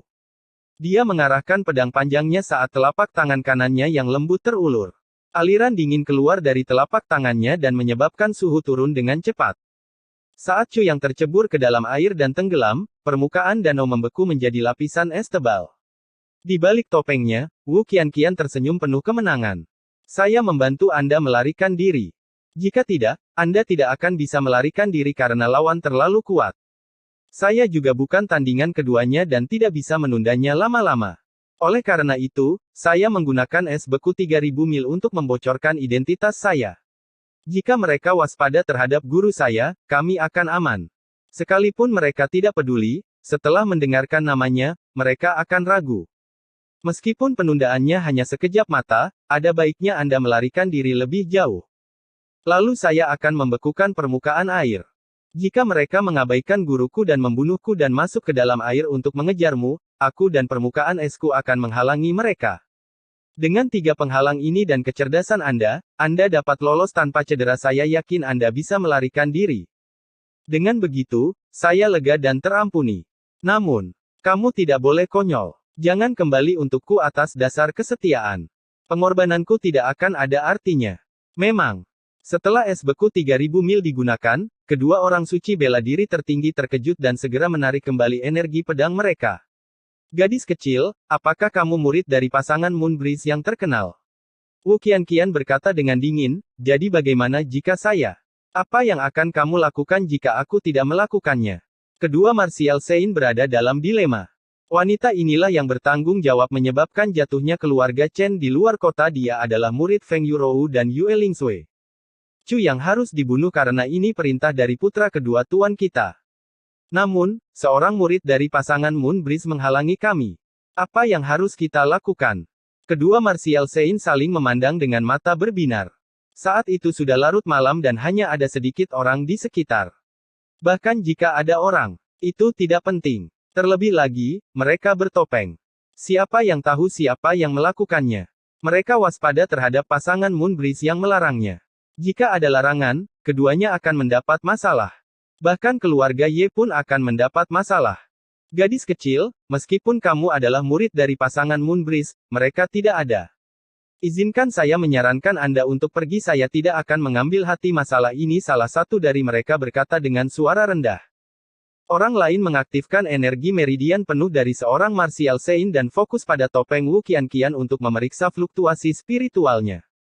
Setelah sekian lama, dia menegaskan bahwa kekuatan gadis kecil itu tercapai dengan cepat tanpa konsolidasi pada tahap ini, tidak mungkin ada larangan spiritual apapun. Keduanya saling memandang dan mengangguk saat membuat keputusan. Jika mereka bisa menghindari pembunuhan murid-murid Moonbreeze, mereka akan melakukannya. Jika tidak, mereka akan membunuhnya dengan tegas. Jika kamu pergi, aku juga akan pergi. Wu Qianqian berkata dengan suara serak, saya tidak bermaksud ikut campur dalam urusan Anda. Tapi Anda mengambil keuntungan dari yang lemah dan saya tidak setuju dengan tindakan Anda. Keduanya berkata, gadis kecil, kamu bersikeras, bukan? Wu Qianqian tidak mendeteksi pergerakan air untuk waktu yang lama dan menyimpulkan bahwa Chu yang telah melarikan diri. Dia diyakinkan dan berkata, kamu hanyalah sekelompok penjahat yang tidak tahu malu. Keduanya marah. Gadis kecil, kamu lelah hidup. Mereka menebas pedang panjang mereka dan menyerang. Kali ini, serangannya lebih ganas dari sebelumnya. Mereka ingin membunuhnya dengan cepat, terutama ketika mereka mengetahui bahwa dia adalah murid dari pasangan Moonbreeze. Semakin cepat semakin baik. Wu Qianqian mencibir sambil memegang pedangnya yang dingin dan berkilau dan menyerang. Memukul. Wu Qianqian hanyalah Martial Saint kelas 3 dan lawannya adalah kelas 8. Itu adalah perbedaan antara langit dan bumi. Itu hanyalah bentrokan tatap muka dan pedang Wu Qianqian patah. Dia terbang kembali seperti layang-layang yang lepas dari talinya. Darah segar mengalir di sudut mulutnya. Dia mencoba yang terbaik untuk menghindari bentrokan langsung. Karena keterampilannya jauh lebih rendah, dia hanya menghubungi sebagian dari energi mereka dan dia tidak dapat menerimanya. Mereka menyeringai jahat ketika berkata, mencoba pergi. Bukankah kita tidak bisa membunuh murid pasangan Moonbreeze? Wu Qianqian berhasil selamat dari serangan pertama dan mereka terkejut. Itu adalah kecelakaan yang aneh. Jadi saat mereka menyerang untuk kedua kalinya, mereka tidak ragu-ragu. Dia merasakan angin kencang yang dingin menerpa wajahnya. Dia akan dihancurkan oleh kekuatan yang sangat besar tetapi matanya tersenyum. Saya diampuni. Dan puas. Sebelum aku mati, aku berhasil melihatmu. Mampu berkorban, sebagai ganti nyawa Anda, sudah cukup. Saya sangat senang bahwa Anda tidak tahu siapa saya. Mungkin Anda akan merasa kasihan, tetapi Anda tidak akan merasa bersalah dan sedih. Wu Qianqian tersenyum pahit dan dia mengacungkan pedangnya yang patah untuk menghentikan kemundurannya. Menerjang ke depan, rambut hijaunya menari-nari di udara dan dia tampak seperti ngengat yang tertarik pada api. Dia akan melemparkan dirinya yang rentan ke jalur energi pedang yang fatal. Mati. Biarpun aku mati, aku harus memastikan mayatku terpotong-potong. Chu Yang, jika aku selamat, aku mungkin muncul dengan diriku yang sebenarnya di hadapanmu, tapi aku sekarat. Aku tidak bisa membiarkanmu mengenaliku. Keduanya menggunakan kekuatan penuh mereka untuk menyerang. Wu Qianqian menemui mereka dengan tergesa-gesa. 3 dari mereka membuat keputusan untuk bentrok langsung. Satu pihak yakin akan kemenangan sementara pihak lain tahu dia akan kalah tetapi bersikeras untuk bertarung. Wu Qianqian tahu bahwa karena keduanya bertarung dengannya, mereka tidak akan membiarkannya melarikan diri. Jika dia melarikan diri, salah satu dari mereka bisa menyusulnya sementara yang lain bisa mencari Chu Yang. Saya mungkin juga memaksakan keberuntungan saya. Kematian. Tidak ada konsekuensinya. Menjadikan kematianku berharga adalah perhatian yang lebih besar. Kematian seorang pria mungkin disebabkan oleh cita-citanya, kariernya, cita-citanya yang luhur, atau cintanya. Terlalu banyak alasan bagi seseorang untuk mati. Namun bagi seorang wanita, ketika dia rela berkorban, sebagian besar waktunya adalah demi pria yang sangat dia cintai. Wu Qianqian menggigit bibir merahnya dengan gigi mutiaranya saat dia melompat. Tubuh ringannya, yang dipenuhi dengan tekad besar, menuju jalur energi pedang. Transcending the Nine Heavens. Chapter 1017, Debut Pedang Pelangi. Kedua petinju klan Ye tertawa sinis saat mereka menyaksikan Wu Qianqian bergegas menuju jalur pedang mematikan mereka. Mata mereka dipenuhi dengan kesenangan dan kegembiraan. Wanita yang sekarat karena pedang mereka adalah murid Yue Lingsui dan Feng Yurou. Mereka merasakan kepuasan yang luar biasa memikirkan hal ini. Siapa yang berani membunuh muridnya? Kita. Setelah membunuhnya dan Chu Yang, mereka akan melarikan diri ke tempat yang jauh dan tidak ada yang tahu. Mereka akan bentrok. Pada saat kritis ini, getaran pedang yang terdengar seperti erangan naga menembus udara dan melelehkan es di permukaan danau. Sinar energi pedang muncul seperti matahari terbit dan melompat keluar dari danau yang beriak. Itu menjadi sinar pelangi. Ya, itu adalah pelangi. Karena pedang itu dipenuhi warna merah, oranye, kuning, hijau, biru dan ungu. Sinar pelangi ini memiliki kecepatan yang menakjubkan dan melewati tubuh Wu Qianqian dan berbenturan dengan energi pedang dari kedua martial Sein kelas 8. Chu Yang menjentikkan tangan kirinya dan mendorong Wu Qianqian kembali. Pedang dingin yang sepi menebas langit. Dentang keras logam terdengar dan ketiganya terbang kembali ke udara. Pakaian kedua orang suci bela diri berantakan saat mereka terbang mundur beberapa puluh kaki. Mereka terkejut melihat Chu Yang muncul lagi dari danau. Mereka tidak dapat membayangkan bahwa dia adalah penguasa pedang kelas 7 sebelum memasuki danau. Setelah dia muncul dari danau, dia telah menjadi Saint of Swords kelas 8. Ini terlalu luar biasa. Mereka saling memandang dan merasa informasi yang mereka dapatkan salah. Pikiran untuk mundur mulai berkecambah. Mereka memberi isyarat satu sama lain tanpa sepatah kata pun dan melompat untuk melarikan diri. Chu Yang tertawa penuh kemenangan dan berkata, berpikir untuk melarikan diri. Saya tidak dapat membunuh martial Sein kelas 8. Nada suaranya mencerminkan nada kedua martial Sein ketika mereka mengejek Wu Qianqian sebelumnya. Sosok gelap Chu Yang melintas dan pedangnya melintas 2 kali. Wu Qianqian bingung karena dia merasa 2 sinar pelangi yang keluar dari pedang tidak memiliki kekuatan. Efeknya pada kedua martial Sains sangat berbeda. Kedua garis pelangi itu seperti 2 bilah tajam yang tertusuk di mata mereka. Mereka langsung dibutakan oleh warnanya. Mereka tidak dapat mengetahui arah. Dan mereka panik. Teknik macam apa itu? Roh pedang telah merasuki Chu Yang dan membuatnya menggetarkan pergelangan tangannya dengan kecepatan tinggi, menyebabkan sisi samping pedang bergetar dan membiaskan cahaya pelangi dari langit.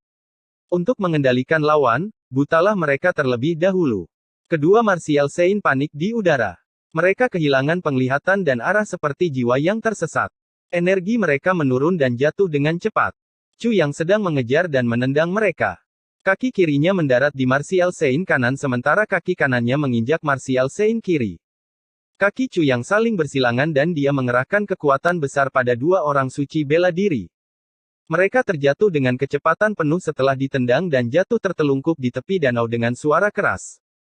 Keduanya memiliki konstitusi yang besar dan segera melompat, meninggalkan 2 depresi manusia di tanah. Mereka berlari dalam upaya untuk melarikan diri. Sebuah suara menakutkan berkata, melarikan diri. Pernahkah kamu mendengar? Di mana kamu jatuh disitulah kamu berbaring. Wu Qianqian menutupi dadanya untuk mengatur napasnya. Setelah mendengar ini, dia hampir tersedak. Dia hanya mendengar di mana kamu jatuh disitulah kamu berdiri dan bukan di mana kamu jatuh disitulah kamu berbaring. Chu Yang, yang dirasuki oleh roh pedang, berbalik dengan refleks kilat dan mengeluarkan garis pelangi dari pedang panjangnya. Lingkungan sekitar diterangi dengan warna-warna indah. Di balik warna-warna indah itu ada niat yang mematikan. Dua suara tamparan memenuhi udara dan dua di antaranya berguling ke belakang. Tulang belakang mereka terkena tulang pedang dan pukulannya melumpuhkan mereka. Mereka tidak dapat mengerahkan kekuatan mereka dan ditampar kembali. Dada mereka diinjak, sementara mata mereka dibutakan oleh pelangi. Setelah itu, mereka ditendang sebanyak 2 kali. Satu tendangan mendarat di dagu yang patah. Tendangan lainnya menginjak meridian dantian dan menyebabkannya meledak. Mereka kehilangan seluruh kekuatan dan tidak memiliki tenaga untuk bunuh diri. Keduanya terlempar bersama dan menjadi pusing dan linglung. Roh pedang meninggalkan tubuh Chu Yang dan kembali ke alam kesadaran untuk terus mencari tahu teknik pelangi Chu Yang. Bagi roh pedang, penggunaan cahaya adalah bidang studi yang benar-benar baru. Saat Chu Yang sedang merenungkan teknik ini, roh pedang juga mencoba mencari tahu. Setelah pertempuran ini, efeknya terlihat jelas tetapi roh pedang merasa bahwa potensi penuh dari teknik ini belum diketahui. Setelah kedua martial saint dikalahkan, roh pedang segera kembali. Wanita berjubah gelap itu membutuhkan perhatian dan pengertian Chu Yang. Maka roh pedang itu menghilang dengan tiba-tiba. Chu Yang belum siap dan jatuh ke tanah dengan pantatnya. Dan kemudian dia sadar kembali. Wu Qianqian melihat Chu Yang jatuh ke tanah dan khawatir. Dia mengabaikan rasa sakit di perutnya. Bergegas mendekat, dia bertanya, kamu baik-baik saja? Chu Yang tersenyum dan menjawab, saya baik-baik saja. Terima kasih, Nona. Bagaimana aku memanggilmu? Setelah beberapa pengamatan, meskipun dia bertopeng, Chu Yang merasa dia tampak akrab dan penasaran. Mengapa wanita berjubah hitam ini terlihat seperti kakak senior Wu Qianqian? Tapi, itu tidak mungkin. Wu Qianqian menikah dengan Kaisar Awan Besi Taibutian dan merupakan permaisuri di Istana Awan Besi. Bagaimana dia bisa ada di sini? Ketika saya meninggalkan 3 langit bawah, Wu Qianqian hanyalah seorang guru besar seni bela diri. Bahkan jika dia pergi ke 3 langit atas, dia tidak mungkin mencapai level Martial Saint. Peningkatan dari Master Seni Bela Diri kelas 9 ke Martial Saint kelas 3 adalah 40 level yang menakjubkan. Perbedaan waktunya hanya 1,5 tahun bahkan tidak sampai 2 tahun. Bagaimana mungkin? Sebagai Master Pedang 9 kesengsaraan. Kemajuanku tidak secepat adapun Wu Qianqian, itu tidak mungkin. Oleh karena itu wanita berjubah hitam ini tidak mungkin Wu Qianqian. Wu Qianqian menoleh untuk menghindari kontak mata langsung. Dia berkata dengan suara serak, tidak banyak. Saya tidak tahan dengan cara mereka memanfaatkan jumlah mereka yang lebih besar untuk menindas Anda. Chu Yang tertawa terbahak-bahak. Kamu memang murid yang sopan dari seniman bela diri tertinggi angin bulan. Wu Qianqian berkata, mari kita hilangkan formalitasnya. Saya yakin Anda ingin sekali mempertanyakan kedua martial science. Saya dengar Anda menyebutkan mereka adalah petugas penegak hukum. Mungkin Anda pernah berkonflik dengan mereka di usia muda. Chu Yang tersenyum dan berkata, saya bilang mereka petugas penegak hukum tapi sebenarnya bukan petugas penegak hukum membawa aura khusus seperti sikap kejam sipir ruang interogasi. Mereka memandang semua orang sebagai tahanan. Keduanya tidak memiliki aura seperti itu. Saya tidak memiliki keterikatan apapun dengan mereka. Oleh karena itu mereka harus bertindak berdasarkan perintah. Dia tersenyum santai saat matanya bersinar dengan fokus yang tajam. Dia menyeringai tanpa ampun saat berkata, namun, kebenaran akan segera diketahui. Transcending the Nine Heavens. Chapter 1018, apa itu kekejaman? Wu Qianqian mengangguk dan berkata dengan lelah, kamu akan menjaga mereka. Aku akan pergi. Chu Yang mengerutkan alisnya dan berkata, kamu terluka. Lebih baik istirahat. Wu Qianqian menahan rasa sakitnya dan berkata, aku punya caraku sendiri. Dia ingin pergi sesegera mungkin karena dia takut Chu Yang akan menemukan identitasnya dari dekat. Wu Qianqian yakin bahwa Chu Yang sudah mencurigainya sebagai Wu Qianqian. Karena perbedaan waktu, ruang, kultivasi dan identitas terlalu besar, maka Chu Yang tidak dapat mengkonfirmasi kecurigaannya. Jika dia bukan seorang martial saint dan murid Moonbreeze, maka Chu yang akan memanggil namanya. Chu yang merenung dan mengambil pil. Dia berkata, ini adalah pil penyembuhan, kamu boleh meminumnya. Terima kasih. Wu Qianqian percaya saat dia memasukkannya ke dalam mulutnya tanpa memeriksanya. Chu yang menatap tajam padanya dan tersenyum. Nona, pernahkah kita bertemu sebelumnya? Wu Qianqian terkejut dan menjawab, tidak, saya tidak memiliki kesan apapun terhadap Anda. Tapi menurutku kamu familiar. Chu yang tersenyum dan berkata, kamu terlihat seperti temanku. Wu Qianqian bertanya, apakah temanmu adalah kekasihmu? Chu yang menghela nafas dan tertawa tapi dia tidak mengatakan sepatah kata pun. Wu Qianqian tersenyum dan berkata, hati-hati, aku pergi. Tubuh rampingnya melompat ke udara dan berputar sebelum menghilang seperti komet. Chu yang bertanya setelahnya, apakah kamu tidak penasaran untuk mengetahui siapa mereka? Wu Qianqian tidak menanggapi. Sepertinya dia telah melakukan perjalanan jauh. Chu Yang, kamu menghindari pertanyaanku. Wu Qianqian yang jauh tersenyum pahit. Wu Qianqian mengerahkan keberaniannya untuk menanyakan pertanyaan itu, apakah temanmu adalah kekasihmu? Dia berusaha sangat keras untuk mengendalikan dirinya tetapi dia tidak bisa menahan diri untuk mengetahui statusnya di hati Chu Yang. Tapi Chu Yang memilih untuk menghindari pertanyaannya. Wu Qianqian tidak tahu harus merasakan apa. Dia sangat menyadari cara interogasi Chu Yang. Dia pasti akan mendapatkan informasi yang dia inginkan. Interogasinya akan sangat berdarah dan tidak pantas baginya untuk tetap tinggal. Chu Yang berdiri di tepi danau sambil menatap ke arah yang ditinggalkan Wu Qianqian. Dia berkata dalam hati pada dirinya sendiri, roh pedang, apakah yang aku lakukan benar? Roh pedang itu menjawab dengan acuh tak acuh, apa itu? Chu Yang tersenyum pahit dan berkata, yah. Caraku memperlakukan kakak senior Wu. Benarkah? Roh pedang itu melebarkan matanya. Anda tidak dapat memastikan identitasnya, bukan? Chu Yang menarik napas dalam-dalam dan berkata, saya tidak tahu mengapa dia datang ke tiga langit atas, mengapa dia menjadi murid Moonbreeze dan mengapa dia mencapai level martial saint. Tapi saya yakin itu pasti dia. Roh pedang mengernyitkan alisnya. Alasan. Chu Yang berkata dengan lembut, dia berusaha untuk tidak menonjolkan diri karena dia takut aku akan mengenalinya. Tapi kecurigaanku terkonfirmasi oleh apa yang dia katakan. Apa yang dia katakan? Mungkin Anda pernah berkonflik dengan petugas penegak hukum di usia muda. Ada kepahitan di matanya. Meskipun aku terlihat muda, aku adalah penguasa pedang. Dengan kultivasi ini, saya bisa mempertahankan masa muda saya. Jika dia tidak mengenalku, mengapa dia begitu yakin bahwa aku masih muda? Dia jelas khawatir. Aku hanya kenalannya, kenapa dia mengkhawatirkanku? Roh pedang berkata, dia bisa jadi sangat sopan dan sulit untuk dinilai.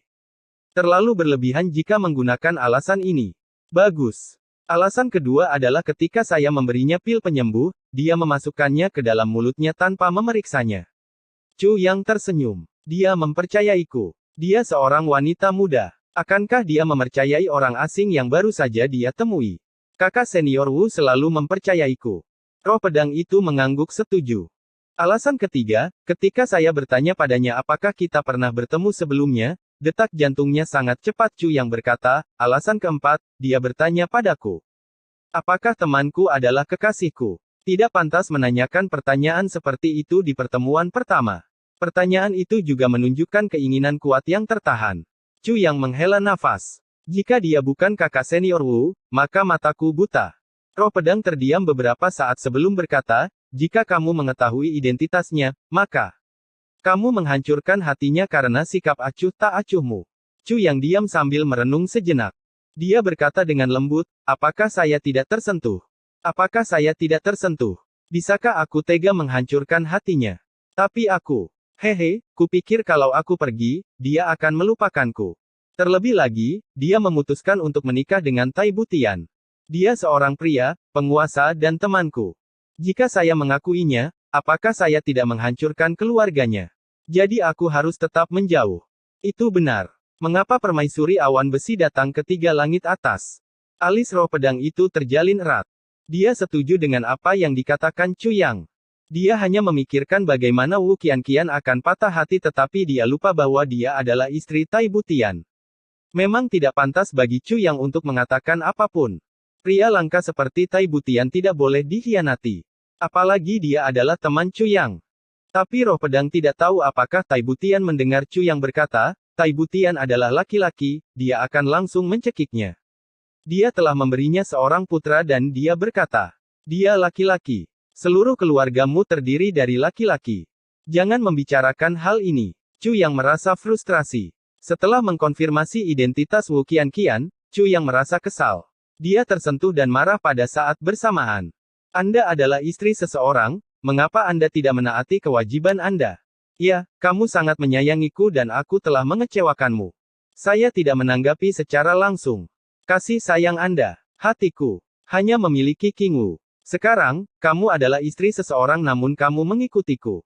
Kenapa kau melakukan itu? Bagaimana saya harus menghadapinya? Ketika saya bertemu Tai Butian berikutnya, bahkan jika saya tidak bersalah, saya tidak berani menghadapi kawan seperjuangan saya, saudara laki-laki dan teman baik saya. Chu yang menghela nafas dan memutuskan jika diberi kesempatan, dia akan meyakinkan kakak senior Wu bahwa dia punya suami dan harus berhenti mengikutiku. Dia harus kembali ke suaminya. Ini adalah situasi yang rumit.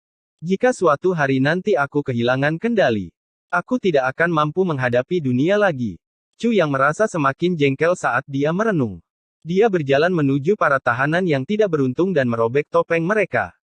Dia mengamati mereka saat mereka menatapnya dengan mata terbelalak dan menunjukkan sikap pantang menyerah mereka. Chu yang berpikir dalam hati, bentuk wajah, tatapan dan sikap orang kiri menunjukkan bahwa dia tangguh dan tidak takut mati. Yang satu lagi tidak takut mati tapi matanya pintar. Untuk interogasi, jika Raja Neraka Chu mengaku sebagai orang nomor 2 di dunia, petugas penegak hukum di aula interogasi tidak akan berani mengaku sebagai yang teratas di dunia. Dia memutuskan pria di sebelah kiri. Tanpa sepatah kata pun, dia menamparkan wajahnya dengan keras dan 8 hingga 9 giginya tanggal. Berhentilah berpikir. Kamu dapat mengambil informasi apapun dariku, pria itu bergumam dengan tidak jelas tetapi dengan keyakinan. Saya tidak bermaksud bertanya, aku hanya ingin menyiksamu agar kamu berhenti menjadi manusia di kehidupan selanjutnya. Chu yang menamparnya lagi. Apakah aku bertanya padamu? Wajah kanannya ditampar. Kedua tamparan itu membuat seluruh giginya copot. Chu yang mengangkatnya dan merobek pakaiannya. Lalu dia menendang tubuh telanjangnya ke pohon. Saat pria telanjang itu berdiri di dekat pohon, Chu yang menendang selangkangannya dengan kejam. Selangkangannya berantakan dengan daging dan darah. Chu yang mengejek dan berkata, aku tidak bertanya padamu. Dan dia menambahkan tendangan lagi. Apakah aku bertanya padamu? Apa aku sebodoh itu bertanya padamu? Pom. Martial Sein sangat kesakitan sehingga dia tidak bisa mengeluarkan suara. Setelah memulihkan napasnya, dia meratap panjang. Memukul. Sebidang rumput berlumpur dimasukkan ke dalam mulutnya dengan paksa. Dia mengerang sebelum pingsan. Wajah Chu yang mengeras karena kekejaman. Dia menusuk dengan dahan pohon dan menembus tengkorak Martial Sein, menjepitnya ke pohon. Martial Sein berteriak ketika dia terbangun karena rasa sakit. Chu yang berkata dengan tenang, dalam kehidupanmu selanjutnya, ingatlah untuk tidak menjadi manusia kaca, jarinya hancur. Tahanan utuh lainnya pada awalnya mencibir. Setelah menyaksikan penyiksaan, dia tidak dapat menahan diri untuk berkata, Chu Yang, kamu bajingan, bunuh kami jika kamu berani. Caramu menyiksanya bukanlah seorang pahlawan. Tidak, saya tidak ingin menjadi pahlawan. Saya hanya memiliki kemampuan untuk menyiksa Anda hingga tingkat yang lebih buruk daripada kematian. Chu yang memperlihatkan gigi taringnya sambil tersenyum. Bunuh kalian berdua. Itu terlalu mudah bagimu. Martial Sein yang tersiksa, tulangnya hancur dan tubuhnya penuh darah. Tubuhnya dipenuhi banyak luka dan itu tampak seperti pemandangan mimpi buruk. Chu yang mengulurkan tangannya dan mengambil sekantong besar garam. Dia memberikan garam itu kepada pria di tanah dan tersenyum. Apa ini enak rasanya? Pria di tanah gemetar. Apa yang akan kamu lakukan? Aku akan membiarkan dia merasakan kesenangan dan biarkan Anda menonton dengan senang hati. Chu yang menggosok tangannya dan garamnya larut ke dalam larutan. Dia memercikkan larutan garam ke orang yang terluka itu. Pria yang terluka itu mengeluarkan suara tercekik dan jeritan teredam. Matanya yang berputar menunjukkan warna putih dan tubuhnya mengejang hebat. Pria yang tergeletak di tanah gemetar lebih hebat daripada rekannya yang terluka. Anjing bajingan. Beastard. Kamu. Jika kamu berani, bunuh aku, bunuh aku. Dia ingin berpaling tetapi Chu yang memegangi lehernya, membuka paksa kelopak matanya dan memaksanya untuk menonton. Chu yang mengamati pria di tanah dengan hati-hati karena dialah yang akan mengungkapkan informasi. Jika dia menginterogasinya, bahkan jika dia menyiksanya sampai mati, itu tidak ada gunanya. Chu yang tidak dapat menggunakan metode kontrol jiwa karena Martial Saint memiliki konsentrasi spiritual. Jika dia gagal, dia akan menjadi terbelakang. Tahanan itu sangat ketakutan, tapi Chu yang tahu bahwa dia belum mengalami gangguan mental. Chu yang mengulurkan tangannya dan sekantong besar garam muncul di tangannya. Dia menaburkan garam pada luka terbuka pria yang terjepit di pohon. Dia meronta dan mengejang kesakitan. Dia menganga dan menghembuskan napas dalam waktu singkat ketika rasa sakitnya melampaui ambang batasnya tetapi dia tidak dapat mengeluarkan suara apapun. Dia menghembuskan napas dalam-dalam dan tidak bisa bernapas. Menonton ini, Chu yang tersenyum pada tahanan di tanah sambil memegang seember madu. Chu yang memberi makan madu padanya dan dia berseru, sayang. Tahanan tersebut berpengalaman dan memahami semua metode ini. Apapun yang dikeluarkan Chu Yang, dia mengerti kegunaannya. Saat ini, dia membenci pengalaman dan pengertiannya. Itu terlalu kejam. Chu Yang tersenyum. Apakah menyenangkan? Dia memercikkan madu ke tahanan yang terjepit di pohon. Madunya lengket dan menutupi luka dengan wangi yang kental. Tapi garam itu tersegel di dalam lukanya. Tahanan yang terjepit itu mendorong tubuhnya ke atas dan membuka mulutnya yang ompong sambil berteriak tanpa suara ke langit. Asap yang berputar-putar muncul di atas kepalanya. Kedua kakinya menendang setelah itu dia kehilangan napas. Terlalu cepat. Chu yang memiringkan kepalanya dan merenung sejenak sebelum memberi isyarat dengan telapak tangannya yang terbuka ke pria di tanah. Dia meninggal. Pria di tanah itu bingung secara mental. Dia tersentak saat wajahnya dipenuhi ketakutan. Otot-otot di sudut kelopak matanya bergerak-gerak saat dia melihat Chu yang dengan rasa takut, bukannya kebencian. Dia adalah iblis. Sebagai seorang Martial Saint, dia mengerti apa arti asap putih yang berputar-putar. Jiwa diusir dari tubuh. Chu yang mampu menyebabkan jiwanya diusir tanpa menggunakan keterampilan mistik sementara Martial Saint sadar hanya dengan menggunakan penyiksaan. Betapa kejamnya hal itu. Dan Algojo ini tersenyum selama proses berlangsung seolah dia sedang mengobrol dengan teman baiknya. Itu adalah bagian yang menakutkan. Seorang penyiksa yang tampak garang tidak menakutkan karena penampilannya kuat tetapi hatinya pengecut. Penyiksaan terencana yang berhasil mengeluarkan jiwa dari tubuh adalah metode klasik Raja Neraka. Chu yang telah membalikkan tubuhnya dan mencuci tangannya dengan hati-hati dengan air danau. Chu yang berdiri di depannya dan memeriksa jari-jarinya sendiri sambil menghela nafas. Meskipun sepasang tangan ini telah menyebabkan banyak korban jiwa, mereka tidak pernah ternoda oleh bau darah. Chu yang menatap matanya dan berkata dengan sedih, sebenarnya, saya tidak punya niat untuk menyebabkan kematiannya yang menyakitkan. Dia sudah cukup tua dan dibesarkan oleh orang tuanya selama beberapa waktu. Tahanan yang tergeletak di tanah tampak semakin ketakutan. Chu yang sangat mesum. Tahanan yang mati telah dikeluarkan jiwanya. Dan kamu bersikap baik. Chu yang memutar lehernya dan berkata dengan lembut, saya akan menanyakan beberapa pertanyaan. Anda dapat memilih untuk menjawab atau tidak. Jika kamu menolak, aku tidak akan bertanya lagi. Apakah kamu mengerti? Jika kamu menjawab, aku akan memberimu kematian cepat tanpa rasa sakit. Chu yang menunjuk ke mayat itu. Kematiannya lebih cepat daripada kematiannya. Tahanan di tanah gemetar dan meringkuk perlahan sambil mengerang. Kedengarannya dia sedang merintih. Chu yang mengabaikannya. Dia tidak memandangnya. Sebaliknya, dia melihat lebih dalam ke permukaan danau dan bertanya dengan lembut, kamu termasuk klan yang mana?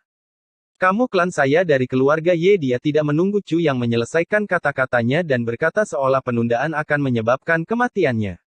Chu yang menahan senyumnya dan berkata, benarkah? Dia meletakkan kakinya di atas area selangkangan tahanan. Transcending the Nine Heavens. Chapter 1019, jadi, apa? Chu yang menahan senyumnya dan berkata, benarkah? Dia meletakkan kakinya di atas area selangkangan tahanan. Sungguh. Itu adalah kebenarannya. Kata tahanan itu sambil menggigil. Saat kakinya hendak mendarat di selangkangannya, dia berteriak dan berkata dengan tergesa-gesa, aku akan menceritakan semuanya padamu agar cepat mati jika saya berbohong. Semoga nenek moyang dan generasi mendatang saya menjadi bangsawan kumohon. Percayalah padaku. Oh, dia menangis. Tekadnya hancur total. Di matanya, Chu yang adalah reinkarnasi iblis dan lebih menakutkan dari Grim Reaper sebagai seorang petinju yang tangguh dalam pertempuran, dia telah menyaksikan banyak penyiksaan dan interogasi. Namun metode interogasi yang tegas dan sadis seperti itu adalah yang pertama kali dia temui. Terutama ketika Chu yang mengusir jiwa dari temannya tanpa menodai dirinya dengan darah apapun. Dia menatap jubah gelap Chu yang dengan ketakutan saat tangannya menopang tanah di bawahnya dan dia mundur terus-menerus. Chu yang mengikuti pandangannya ke tubuhnya sendiri. Dia menyadari dan berkata, "Oh, saya lupa. Saya memiliki keharusan untuk menjaga kebersihan." Tahanan di tanah muntah. Air matanya mulai mengalir saat dia muntah. Kewajiban kebersihan. Sialnya kamu wajib kebersihan. Melihat reaksinya, Chu yang tersenyum. Katakan padaku siapa yang mengirimmu. Chu yang bertanya. Tuan muda kedua, Ye Shifeng. Tuan muda ketiga, Ye Xiyu yang melakukan perencanaan. Kamu Shifeng. Kamu Xiyu. Mengapa mereka ingin membunuhku? Karena tuan muda kedua menganggapmu menjijikkan. Kamu telah membodohi tuan muda ketiga sebelumnya. Ini hanya karena ini. Chu yang curiga. Itu kebenaran jika ada kebohongan, nasibku akan seperti dia. Dia mulai mengumpat. Aku percaya padamu. Berapa banyak orang yang dikirim klan Ye? Berapa banyak seniman bela diri tertinggi? Dan kelas berapa? Totalnya 30 orang. Ada satu seniman bela diri tertinggi kelas 6, satu seniman bela diri tertinggi kelas 5, dua seniman bela diri tertinggi kelas 3, 5 orang suci bela diri kelas 9, 18 orang suci bela diri kelas 8. 50 orang suci bela diri kelas 1 dan 2. Sisanya adalah petinju tingkat raja yang kuat. Dia menjawab dengan sangat cepat. Oh, orang sebanyak itu.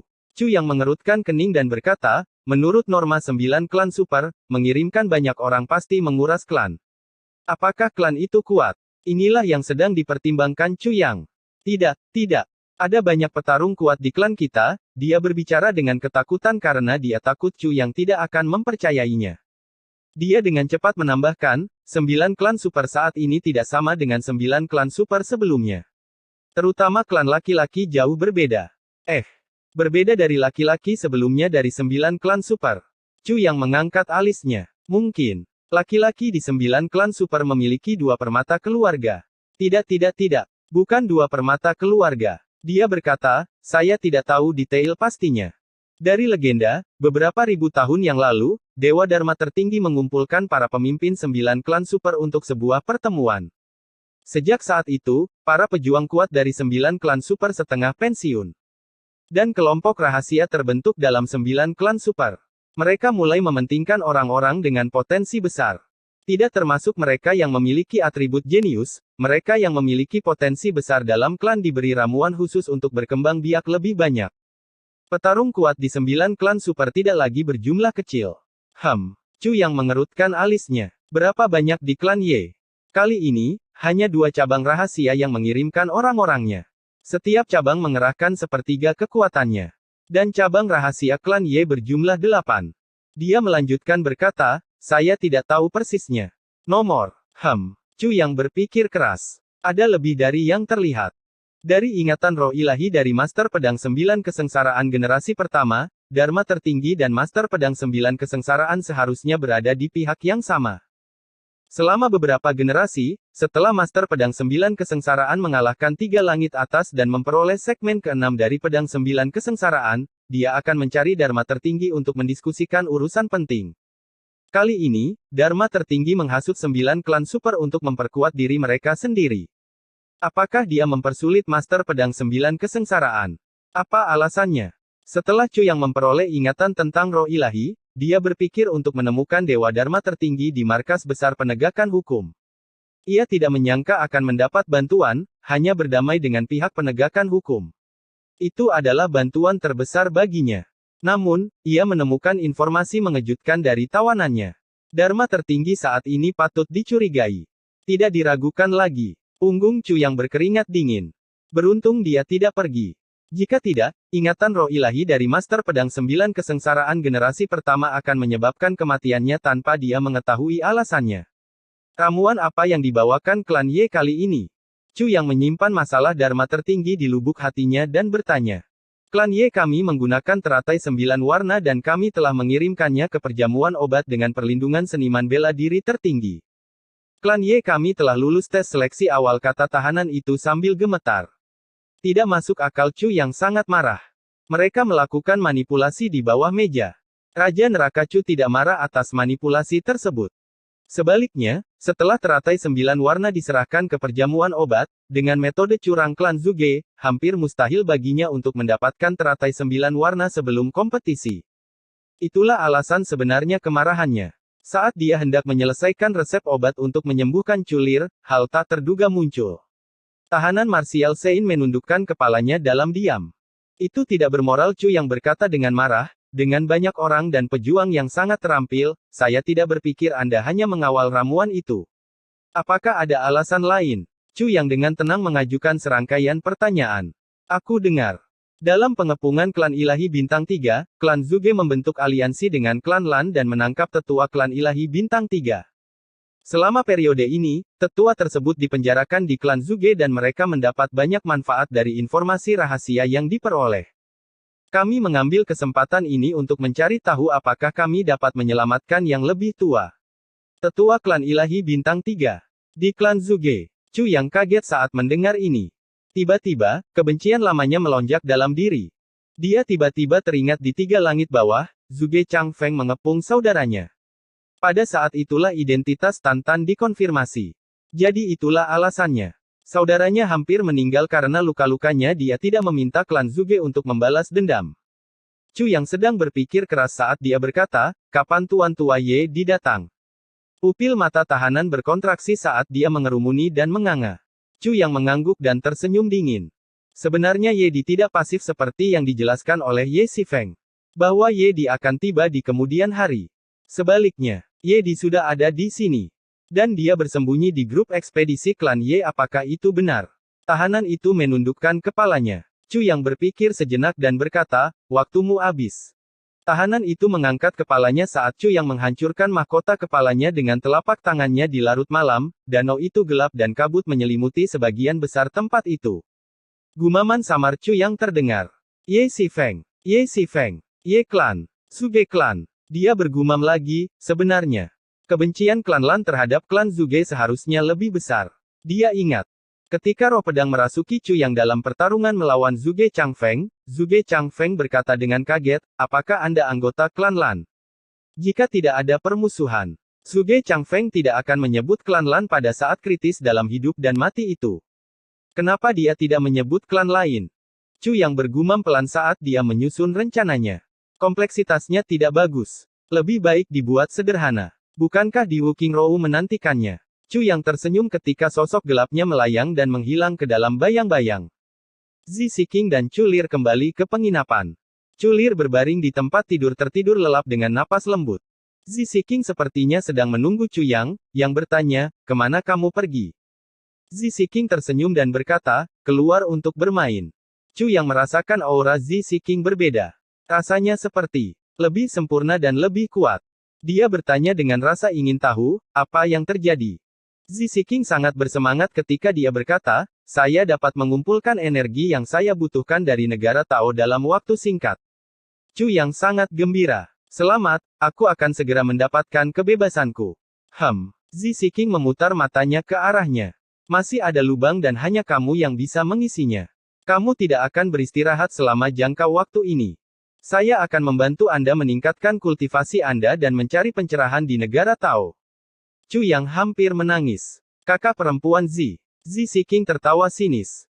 Chu yang menjaga akalnya dan berkata, saya dapat menyetujui permintaan Anda karena Anda bukan orang luar. Namun, kamu harus membantuku. Zi Siking tertawa meskipun dia marah. Meskipun saya memperoleh energi negara Tao, itu sangat bermanfaat bagi Chu yang. Ini meminta lebih banyak ketika dia menuai keuntungan.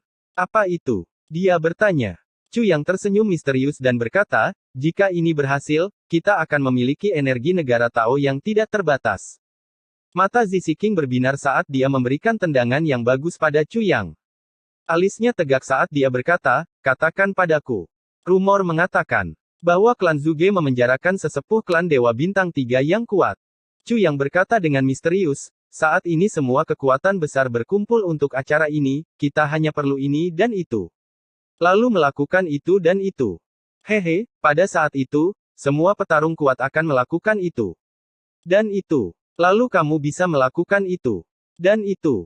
Kepala nakal Zixiking merasa kesal dan gembira dengan apa yang didengarnya. Dia setuju dengan rencana itu tetapi menangkap kepala Chu Yang dan memukulnya dengan baik. Kemudian dia kembali ke kamarnya untuk beristirahat. Chu Yang memijat kepalanya dan mengertakkan giginya dengan marah di belakang punggungnya.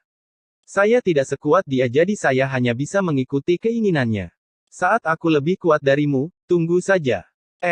Transcending the Nine Heavens. Chapter 1020, Langkah Pertama Rencana. Zixiking kembali ke kamarnya dan ingat dia tidak memberitahu Chu Yang tentang pertarungannya dengan seniman bela diri tertinggi Angin Bulan. Dia berkata pada dirinya sendiri bahwa tidak apa-apa untuk mengatakannya besok karena itu tidak akan keberatan. Namun, untuk memiliki anak setelah menguasai teknik Angin Bulan. Hehe, Chu Yang, ini hadiahku untukmu. Semoga Anda dapat memanfaatkannya sepenuhnya.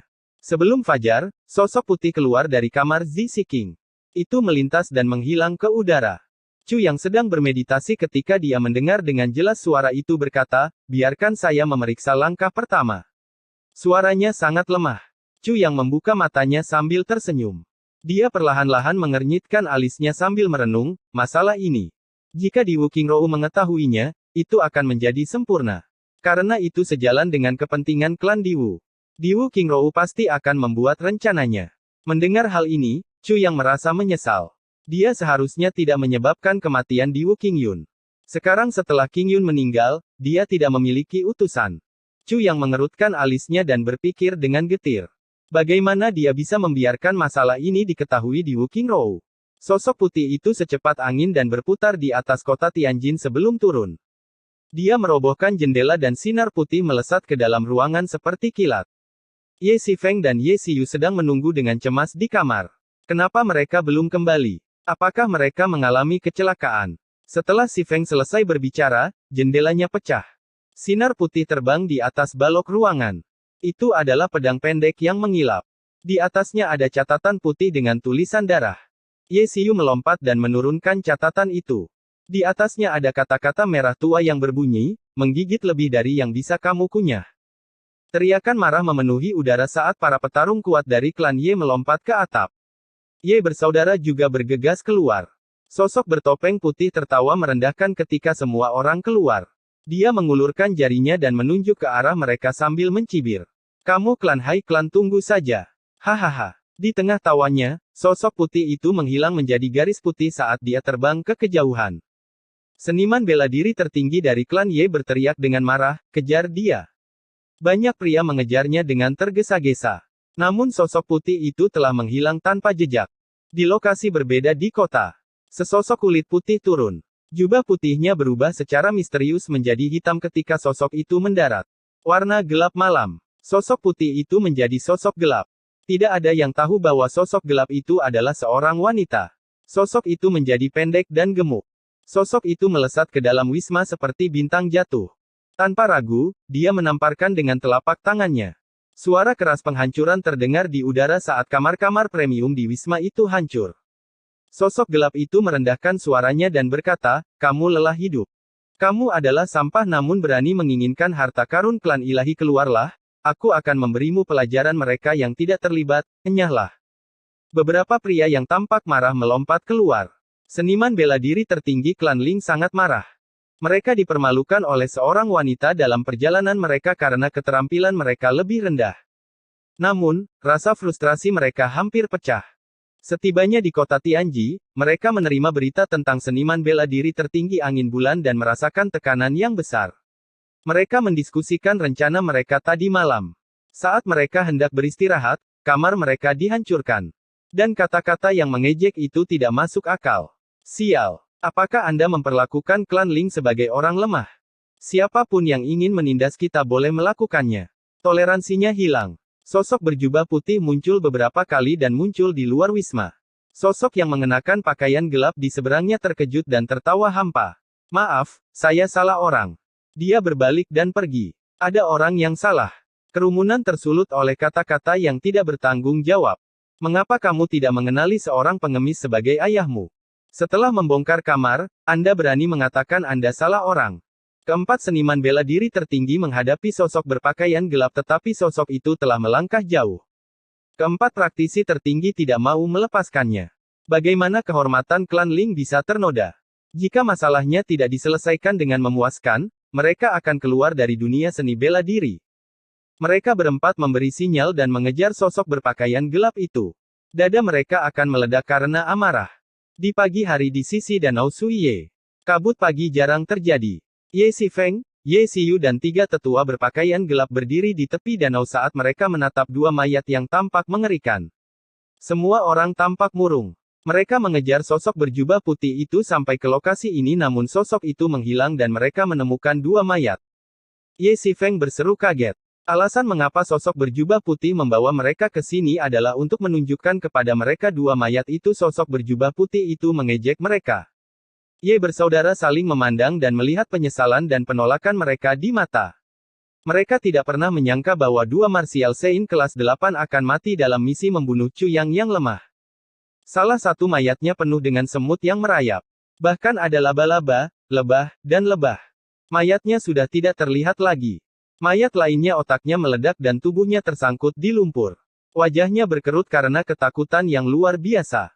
Mereka berlima belajar untuk waktu yang lama tetapi tidak dapat memahami bagaimana seorang Martial Saint yang kuat yang tidak takut mati bisa begitu takut.